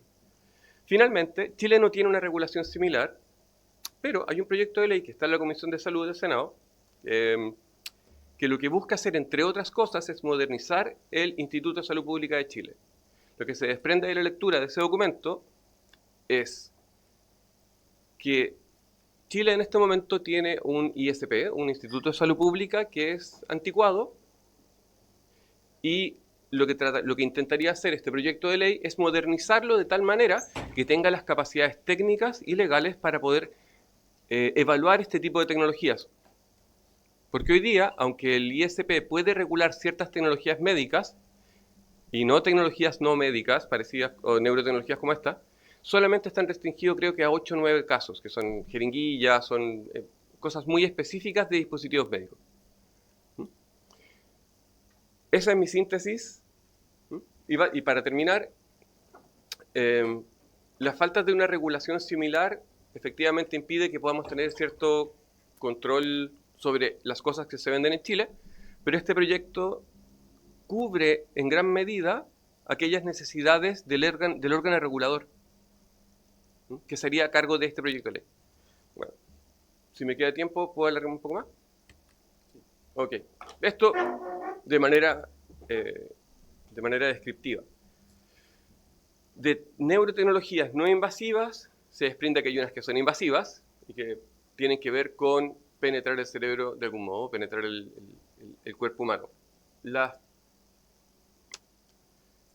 Pueden ser, por ejemplo, tecnologías de registro, como los electroencefalogramas, pueden ser tecnologías de estimulación, y dentro de este tipo de tecnologías de estimulación están desde los implantes cocleares hasta la estimulación magnética transcraneal, que es un nombre muy grande para mandar ondas magnéticas, que según la frecuencia en la cual se distribuyen por el cerebro pueden curar cierto tipo de enfermedades o pueden dar sensación de bienestar. Pero hay un montón más de este tipo de tecnología. Un estudio del año pasado, que va a estar en el reporte que les voy a entregar, señalaba que en este momento se estarían probando 81 tecnologías específicas individuales dentro de Estados Unidos como precandidatas para ser vendidas en Estados Unidos por la FDA, o sea, autorizadas por la FDA. Es un mercado grande y de este tipo de tecnologías existen muchas variantes. Lo que tratan de hacer las dos regulaciones que comento tiene que ver con regular el riesgo del aparato y la eficacia del aparato, así como que su información sea lo que dice que tiene que ser. Hay muchas fuentes para encontrar cuáles son los riesgos éticos, legales y regulatorios. Me baso en una de 2026 de Cabrera et al. Y básicamente habla de que principalmente serían privacidad y protección de datos, autonomía, seguridad y eficacia, que es donde se centra este proyecto de ley, justicia y equidad e invasividad. Sin alargarme mucho, si uno ve riesgos sanitarios, según la Agencia Española de Medicamentos y Productos Sanitarios, habría una serie de riesgos específicos asociados a los equipos de estimulación transcraneal, que son aquellos no invasivos. Lo que les contaba, y creo que me voy a repetir un poco, así que voy a poder hacerla un poco más corta. Actualmente el país no cuenta con una regulación de este tipo, pero cuando la Corte Suprema se pronunció en 2003 sobre el tema de Emotiv y Girardi, básicamente dijo, y lo voy a leer, se debe otorgar una especial atención y cuidado en su revisión por parte del Estado con el fin de prevenir y anticiparse a sus posibles efectos, además de proteger directamente la integridad humana en su totalidad. Me queda la pantalla media corta y por eso me quedo con unas letras menos. Ahí está. Cuestión que incluye su privacidad y confidencialidad de los derechos propios de la integridad física y del sujeto de experimentación científica, y que este tipo de tecnologías, previo a permitirse su comercialización y uso en el país, deberían ser esta tecnología y sus dispositivos analizados por la autoridad pertinente, entendiendo que plantea problemáticas no antes estudiadas por ella, por la autoridad. Sobre la regulación de la Unión Europea. Básicamente, el Reglamento de Productos Sanitarios, que se le ha mencionado arriba, es una norma que se aplica directamente a todos los países de la Unión, no tiene que ser traspuesta, y en su artículo 2, así como habla de los, o sea, se le conoce como el Reglamento de Productos Sanitarios y también de no sanitarios, porque el artículo 2 aplica a productos que no persiguen fines médicos. Dentro de estos están, efectivamente, lo que define como equipos destinados a la estimulación cerebral que aplican corrientes eléctricas o campos magnéticos o electromagnéticos que penetran en el cráneo para modificar la actividad neuronal. O sea, estarían dentro de aquellos productos no médicos regulables, y además les sube la clase, o sea, los artículos de ejecución son los que le suben la categoría de riesgo. Según un estudio que sale mencionado acá abajo, al menos una de las neurotecnologías más comunes, que sería los electroencefalogramas, al medir señales y no intervenir en el cerebro, quedarían fuera de este reglamento de productos sanitarios. Hasta ahora, y tiene que ver probablemente con que todavía no terminó la investigación acerca de cómo sería regulada por ejemplo, en el caso de los datos neuronales, tanto en la Unión Europea como en Estados Unidos, al menos en la Unión Europea estarían protegidos por el Reglamento de Protección de Datos Personales, pero en Estados Unidos no me queda tan claro. Me voy a saltar esta. No me la voy a saltar. Perdón, señor presidente. Tiene tiempo, no se preocupe. Muchas gracias. Básicamente, aquí quiero ilustrar que gracias a la existencia de esta regulación, en Europa, la Agencia Española del Medicamento hizo una fiscalización de equipos. Preguntó, salió a buscar cuáles eran los equipos que se vendían en España particularmente, y el resultado de su investigación, de solicitar los antecedentes a las compañías y de hacer una segunda revisión, como se ve en la imagen del lado, pasaron de muy poco cumplimiento o regular cumplimiento a casi completo cumplimiento dentro de las distintas categorías de análisis, por el hecho de tener las capacidades para fiscalizar. Aquí voy terminando. La regulación de Estados Unidos, como les decía, tiene que ver con la FDA y con estos dos factores que estén destinados exclusivamente al bienestar general y que presenten un bajo riesgo para la seguridad de los usuarios y otras personas. Bueno, y creo que con eso ya estoy terminando. Así que quedo a su disposición, presidente, para preguntas o comentarios. Muchas gracias, don Raimundo. Vamos a abrir la palabra para preguntas. Don Felipe. Gracias, presidente. Muy buenas las exposiciones. A todos les quedó corto el tiempo, por lo que vi. Había muchas láminas. Lo primero, saber si las presentaciones quedan a disposición, porque Sí, la hubo algunas Secretaría, si no, le pedimos a los invitados que puedan enviarlas por mail para que la Secretaría pueda hacernos llegar las exposiciones y que puedan servir para los parlamentarios. Le agradecería mucho, particularmente al profesor Borbón, que pasó en moto por las láminas, que de hecho me citó. En línea con eso quería preguntar, saber, lo primero que me queda claro de todas las exposiciones, o de, no sé si el consenso es de 100%, que aquí lo que estamos regulando no es la salud, lo que estamos regulando es la privacidad, por lo que yo entiendo.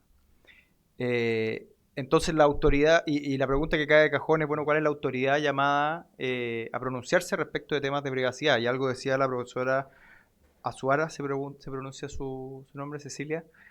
Bueno, respecto a las dos capas normativas paralelas, ¿no es cierto? Nos llevarían a que hubiera dos autoridades competentes, y aquí la Agencia de Protección de Datos me parece más apropiada para temas de privacidad que el ISP, y podría también, y esto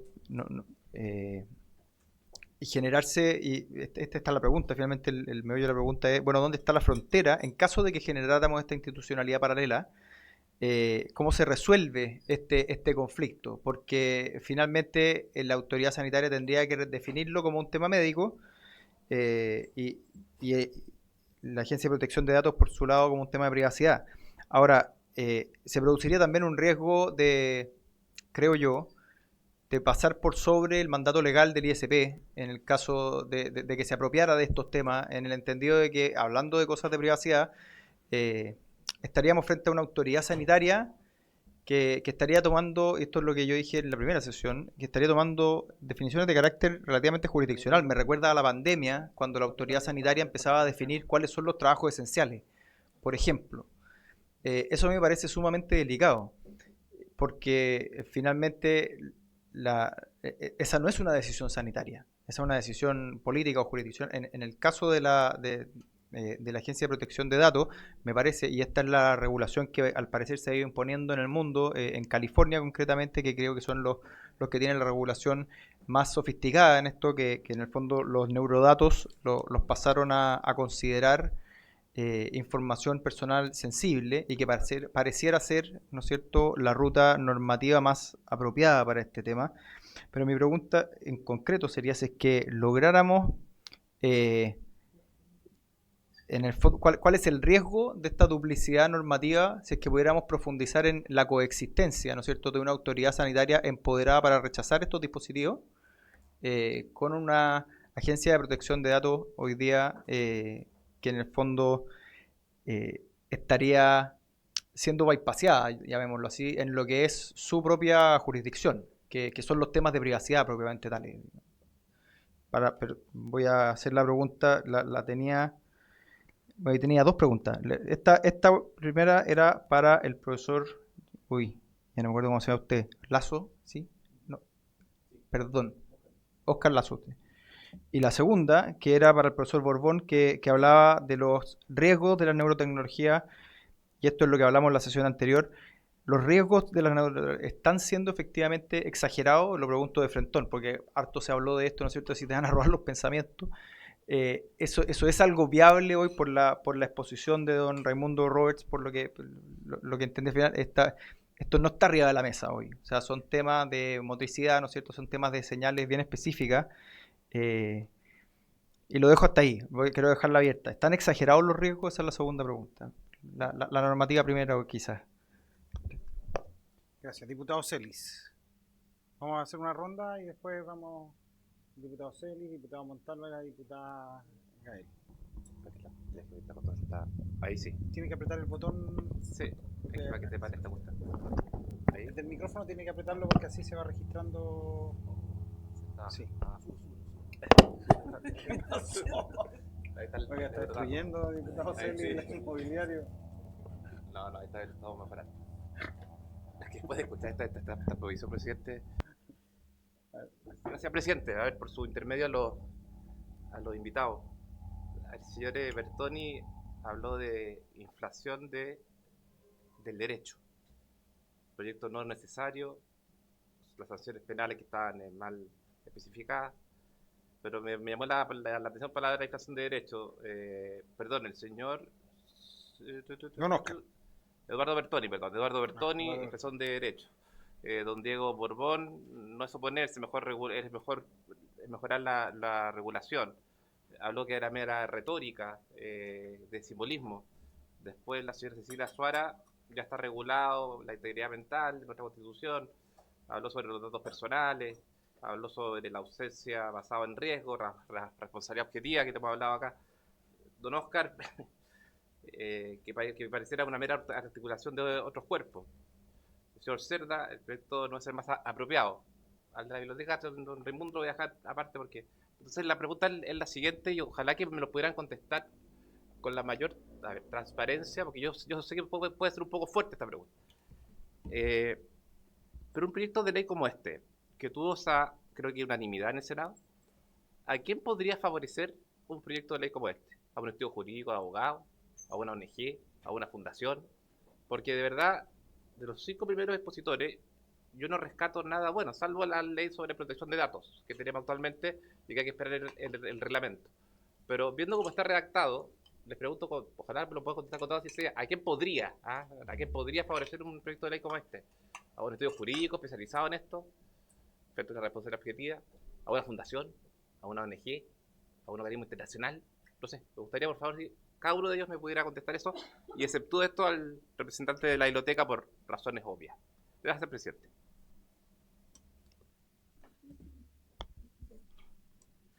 El diputado Montalva. ¿Sí? Bueno, muchas gracias, presidente. Y yo repito la pregunta a las mismas personas y a los mismos académicos que hablaron acá, que hizo por su intermedio presidente el diputado Celis. Lo primero es preguntar si consideran que las leyes actuales que protegen la información se refieren a lo mismo que se quiere tratar en este proyecto. Porque la neurotecnología abre la puerta a influir directamente en nuestras decisiones. Y eso, a mi juicio, no es privacidad, es libertad. Estamos hablando de otro elemento a proteger,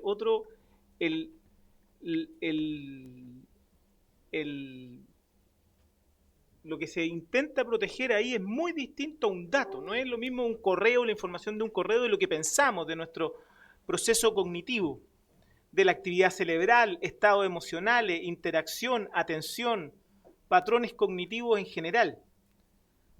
Eso afecta la base de la autonomía y la voluntad. Entonces, ¿dónde tiene límite? Porque si tenemos todo abordado, si pudiésemos tener el día de mañana una tecnología que pudiese adelantarse a lo que nosotros mismos pensamos, ¿eso también va ya a estar regulado con lo que tenemos hoy día? Esa es una pregunta. Y la otra pregunta, si esa tesis que considera que la ley de datos personales cubre también todas las tecnologías que no solo recolectan información, sino que pueden influir y modificar decisiones, ¿está también cubierto? ¿Dónde? La otra pregunta, lo mismo, y sobre todo para los nacionales, digamos, ¿dónde la legislación actual, en qué artículo específico, se regula explícitamente la manipulación conductual con estas tecnologías?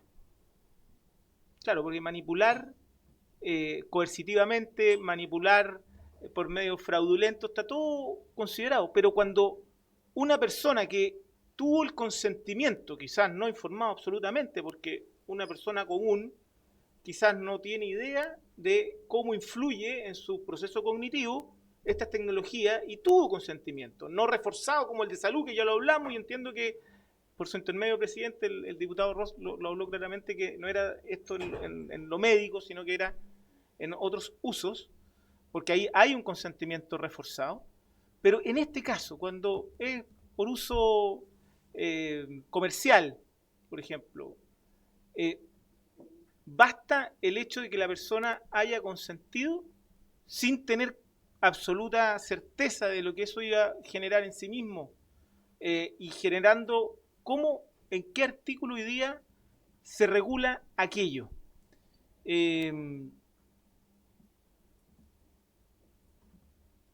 Entonces, finalmente, creo que, y lo decía también por su intermedio el diputado Celi,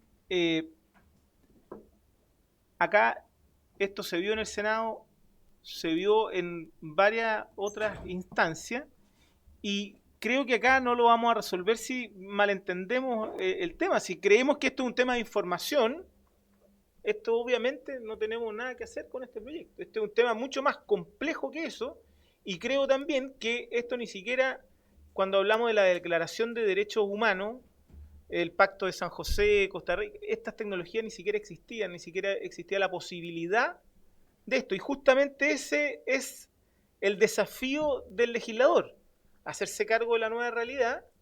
Pero si nos situamos en su tesis, primero, acá no hay una nueva realidad, y lo segundo es, más allá de algunos cambios por aquí y por allá, la legislación que tenemos estaría vigente. Y por última pregunta, ahí veían dos, la tercera es, ¿cuál es el límite? ¿Hasta dónde llega la tesis de que todo esto lo regulamos con lo que hay? ¿Qué tecnología nos diría no? Ahí sí habría que hacer una nueva legislación. Muchas gracias, presidente. Gracias. Doña Gael tiene la palabra.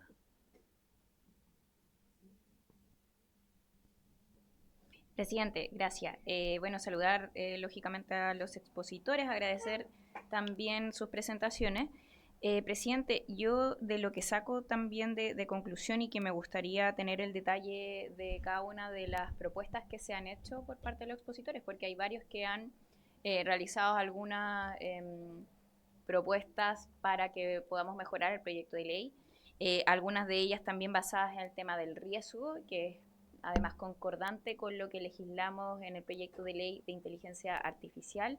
Entonces, presidente, yo creo que sería bien interesante poder conocer más en detalle lo que nos están señalando, porque creo que además eso hace que la respuesta por parte de en nuestro caso la comisión, sea integral, ¿cierto? Bajo la mirada de los riesgos que se generan, la legislación que esté adecuada a ello. Al menos varios expositores lo señalaron, Cecilia Azuara, por ejemplo, que claro, quizás por lo rápido y el poco tiempo que se tenía no alcancé a tomar nota de todo lo que nos propuso, pero lo encontré súper interesante, y sobre todo también porque considera, además del riesgo, el consentimiento, ¿cierto? Entonces ahí me gustaría quizás, presidente, poder pedirle más detalle respecto a esa sugerencia que nos señaló.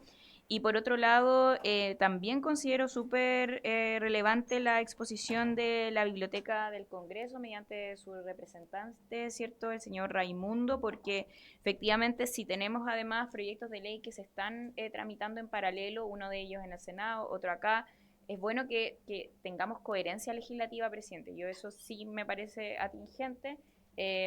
Sobre todo en este caso porque a mí igual me hace ruido, ¿cierto?, tener toda esta publicidad que vemos también bien cuestionable, que le llega a la gente, que está comprando cosas que quizás tiene la expectativa que en la salud le vaya a generar algo, y que no tengamos alguna regulación adecuada que permita también tener un tipo de criterio, al menos en términos del riesgo, que yo creo que es razonable tener, ¿cierto? Y ahí tener una categorización que haga la diferencia. No es lo mismo, ¿cierto?, quizá algo que no tenga un riesgo tal para tener una multa o una pena mayor de la que quizás estamos hablando acá, y que algunos expositores también lo han planteado con anterioridad, que la responsabilidad objetiva, por ejemplo, una mirada un poco más extrema que la que podríamos tener en este proyecto de ley, presidente. Pero yo creo que todas las miradas, al menos a mí me parecen súper importante tener en consideración, y me gustaría el detalle, presidente, para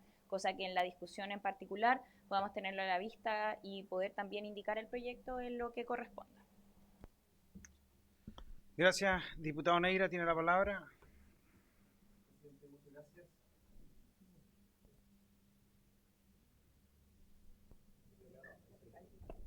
Gracias, presidente.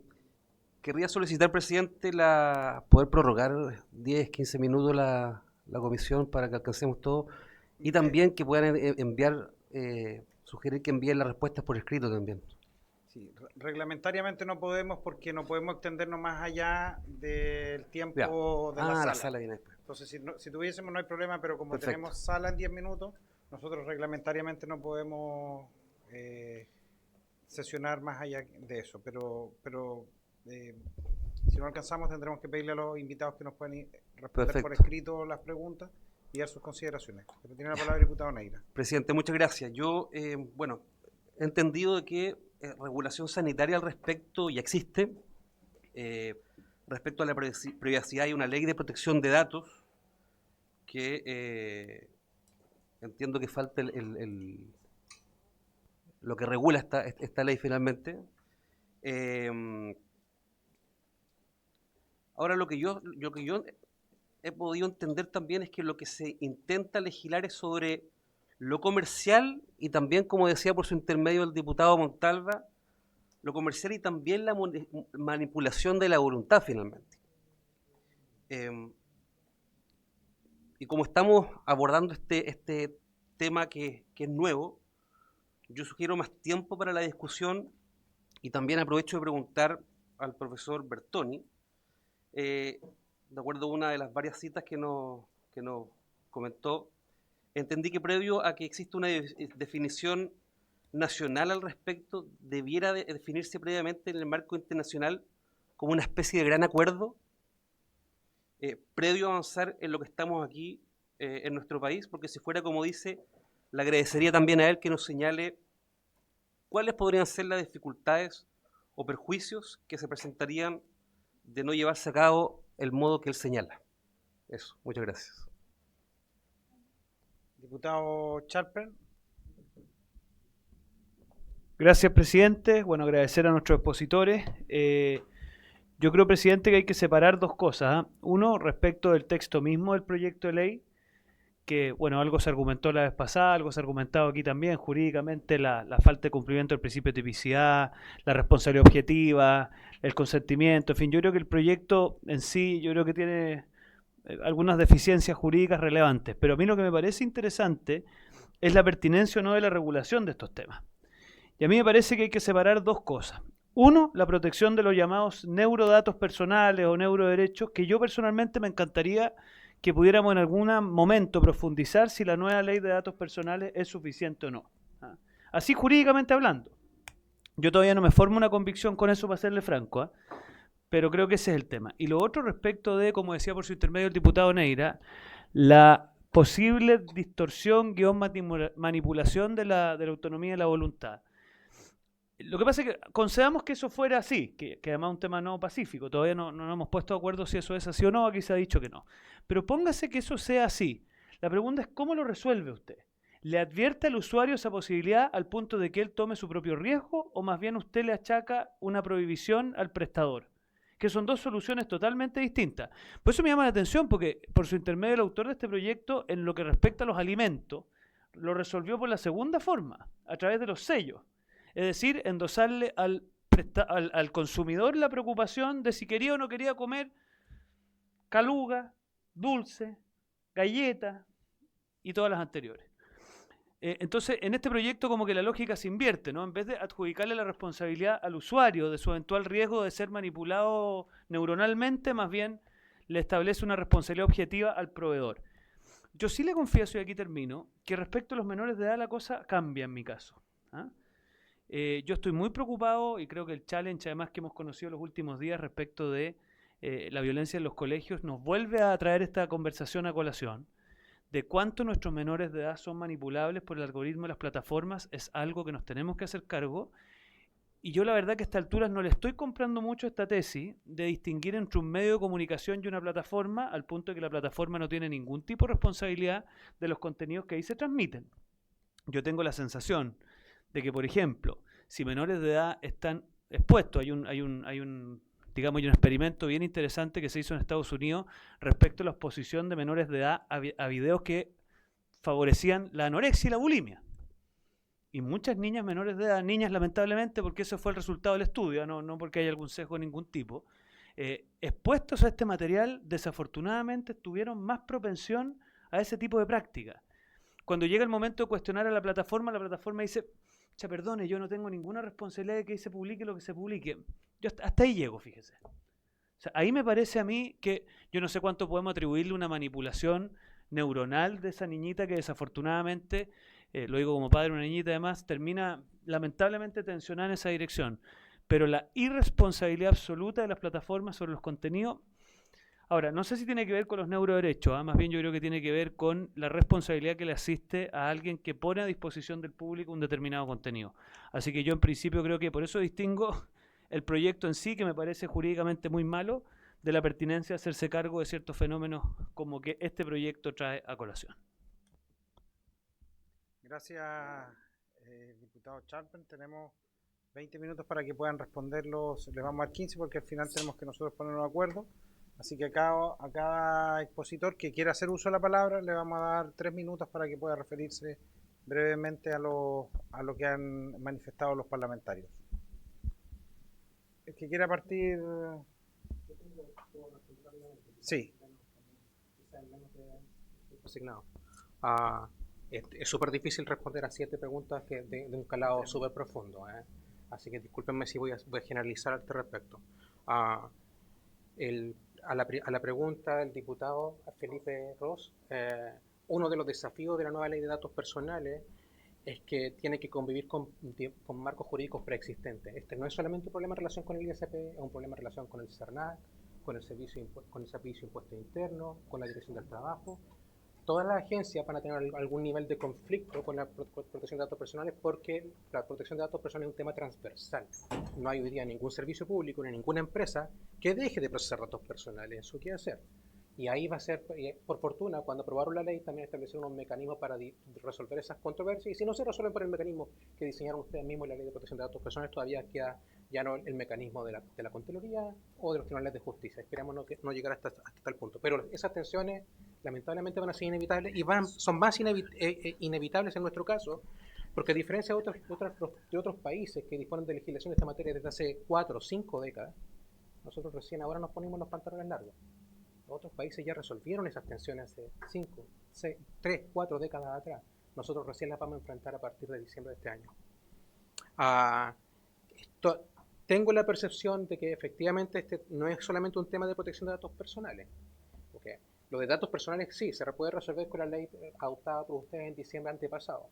Pero también hay un tema que tiene que ver con salud pública, donde tiene competencia el ISP. Mi percepción, sin ser un experto en normativa de ISP, pero de una simple lectura del texto actual de la ley del ISP, me resultaba relativamente claro que las facultades que se le quieren conceder al ISP por esta ley ya existen en la entidad, que es simplemente una especificación de tecnología, como si el ISP necesitara especificación de tecnología para efectos de ejercer sus facultades. No las necesita. ¿Okay? Pero creo que sería súper pertinente extender una invitación a los colegas del ISP para dilucidar ese punto. Respecto a la pregunta que nos planteaban, diputado Montalva. Esa es la pregunta neurálgica con la cual se estructuró el derecho a la protección de los datos personales cuando el Tribunal Constitucional alemán tuvo que pronunciarse sobre esto en 1983. Tratar datos personales no es solamente un tema de privacidad. De hecho, en la mayor parte de los países dejó de ser un tema de privacidad. Si yo puedo averiguar cuál es la opción, si puedo trazar datos personales de ustedes, puedo identificar cuál es su origen, cuál es su adscripción ideológica. Bueno, supongo que ninguno de ustedes tiene temor en divulgar públicamente cuál es su partido político, pero si pudiera tratar esa información respecto a todos los chilenos, podría deber a la identidad política de una persona, la identidad religiosa, las opciones sexuales, y por consiguiente, en verdad, cuando estamos tratando datos personales, en cierta forma estamos desafiando toda la estructura occidental de lo que son la libertad de las personas. Y de hecho, Tal cual usted lo hizo, el Tribunal Constitucional dice, tener una normativa adecuada de protección de datos personales salvaguarda, ellos no hablan de libertad en Alemania, la autodeterminación de las personas. ¿Y qué es la autodeterminación sino precisamente la libertad de las personas? Y ese es el problema de la ley de datos personales nuevamente, que es sumamente comprensiva y que tiene un impacto en el ejercicio de derechos fundamentales en un amplio espectro. Limitar una legislación, mi percepción, y disculpen que no me haga cargo del resto de las preguntas, pero estaría encantado de seguir en la bilateral con ustedes. Mi percepción es que sí, existen algunos temas que requieren de intervención legislativa, probablemente no los que están en este proyecto de ley, pero ya lo mencionaba, plataforma. El concepto de la plataforma y la irresponsabilidad. En nuestro régimen jurídico hablamos de la inmunidad de las plataformas. Yo no creo que sea inmunidad, yo creo que es impunidad de las plataformas. Esa inmunidad se le otorgó a las plataformas en los años 90, cuando entonces el prestador de servicio de Internet era Telefónica, Claro, BTR. Pero los prestadores de servicio de Internet hoy día no son simples cañerías que transmiten información. Son empresas que definen y priorizan contenido, que definen a quién le entregan o no le entregan esa información. Y si no, piensen simplemente en el caso de Cambridge Analytica, que priorizó a quién le entregaba cierto mensaje político, de quién no, que prioriza todos los días Facebook a quién le entrega cierta publicidad respecto de otra publicidad. Entonces, ese es un tema, por ejemplo, que demandaría un montón de esfuerzo, porque ahí sí van a tener lobby fuerte. Otro tema que va a tener un montón de esfuerzo, el de la responsabilidad en relación con la inteligencia artificial. Y esto no lo digo yo, lo dice la Comisión de Naciones Unidas especializada en Derecho Comercial. Este es un problema, un zapato chino, en el cual va a ser sumamente difícil salir y en el cual van a tener todos los intereses de este mundo, especialmente comerciales, destinados a hacer lobby. Desafortunadamente no tengo certeza del texto de ley con el cual estamos trabajando, el mismo con el que están trabajando ustedes. Mi percepción, en el mío no se hace ningún distingo en relación con el uso médico o no médico de los dispositivos y no se hace ningún distingo entre usos comerciales o sin fines de lucro. Desafortunadamente me extendería sobre el punto si tuviera el texto actualizado a la vista. De nuevo, lamento en 2 o 3 minutos tratar de responder a varias preguntas, pero estaré encantado de seguir sosteniendo bilateralmente conversaciones con todo y cada uno de ustedes si es pertinente. Gracias. Don Raimundo había solicitado. Sí, muy breve. Sobre las plataformas de la Ley de Esencia de las Comunicaciones de 1996, cuando todavía no existían plataformas, las que actualmente regulan en Estados Unidos.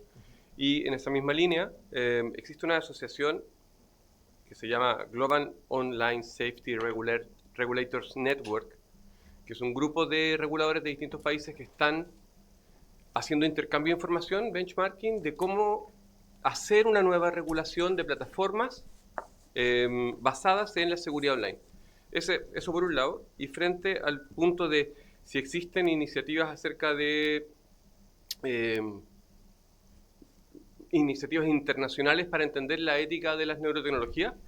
Hace un par de meses, en noviembre del 2005, la UNESCO presentó su primera recomendación de alcance mundial acerca de la ética de las neurotecnologías, incluyendo ahí algunos elementos que tocan un poco con este tema, con el tema de hoy, que tiene que ver con incluir en la definición de neurotecnología los dispositivos no médicos y las preocupaciones de interacción entre neurotecnologías y algoritmos de inteligencia artificial. Y para terminar, algo parecido, un par de meses antes, en julio del 2025, la OSD presentó una caja de herramientas de neurotecnología, donde pone ejemplos reales y recomendaciones de qué habría que hacer en distintas preguntas que puede hacer el legislador acerca de cómo regular y por qué regular este tema tan amplio. Y hasta ahí llego, señor presidente. Gracias. Antes, como no podemos extender, nosotros habíamos fijado un plazo para indicaciones para el viernes pasado. Entiendo que no llegó ninguna. Yo creo que... El diputado Marovsky mandó. Marovsky envió el diputado una. Por tanto, considerando que hay nuevos antecedentes sobre la mesa y que a todos probablemente les gustaría poder tomar quizás algunas de estas recomendaciones, tener una conversación y poder hacer indicaciones. Solo para recordar también para los parlamentarios que este proyecto ya está aprobado en general por la Comisión. Nosotros, no obstante, no somos una legislatura nueva, somos también una continuidad institucional. Por tanto, ya hay, en estricto rigor, ya hay un debate de 5 años con este proyecto de ley. Entonces, Y en estricto rigor lo que correspondería es que uno buscase en ese debate parlamentario que ya se generó, porque hay muchas exposiciones que han habido en este proyecto de ley.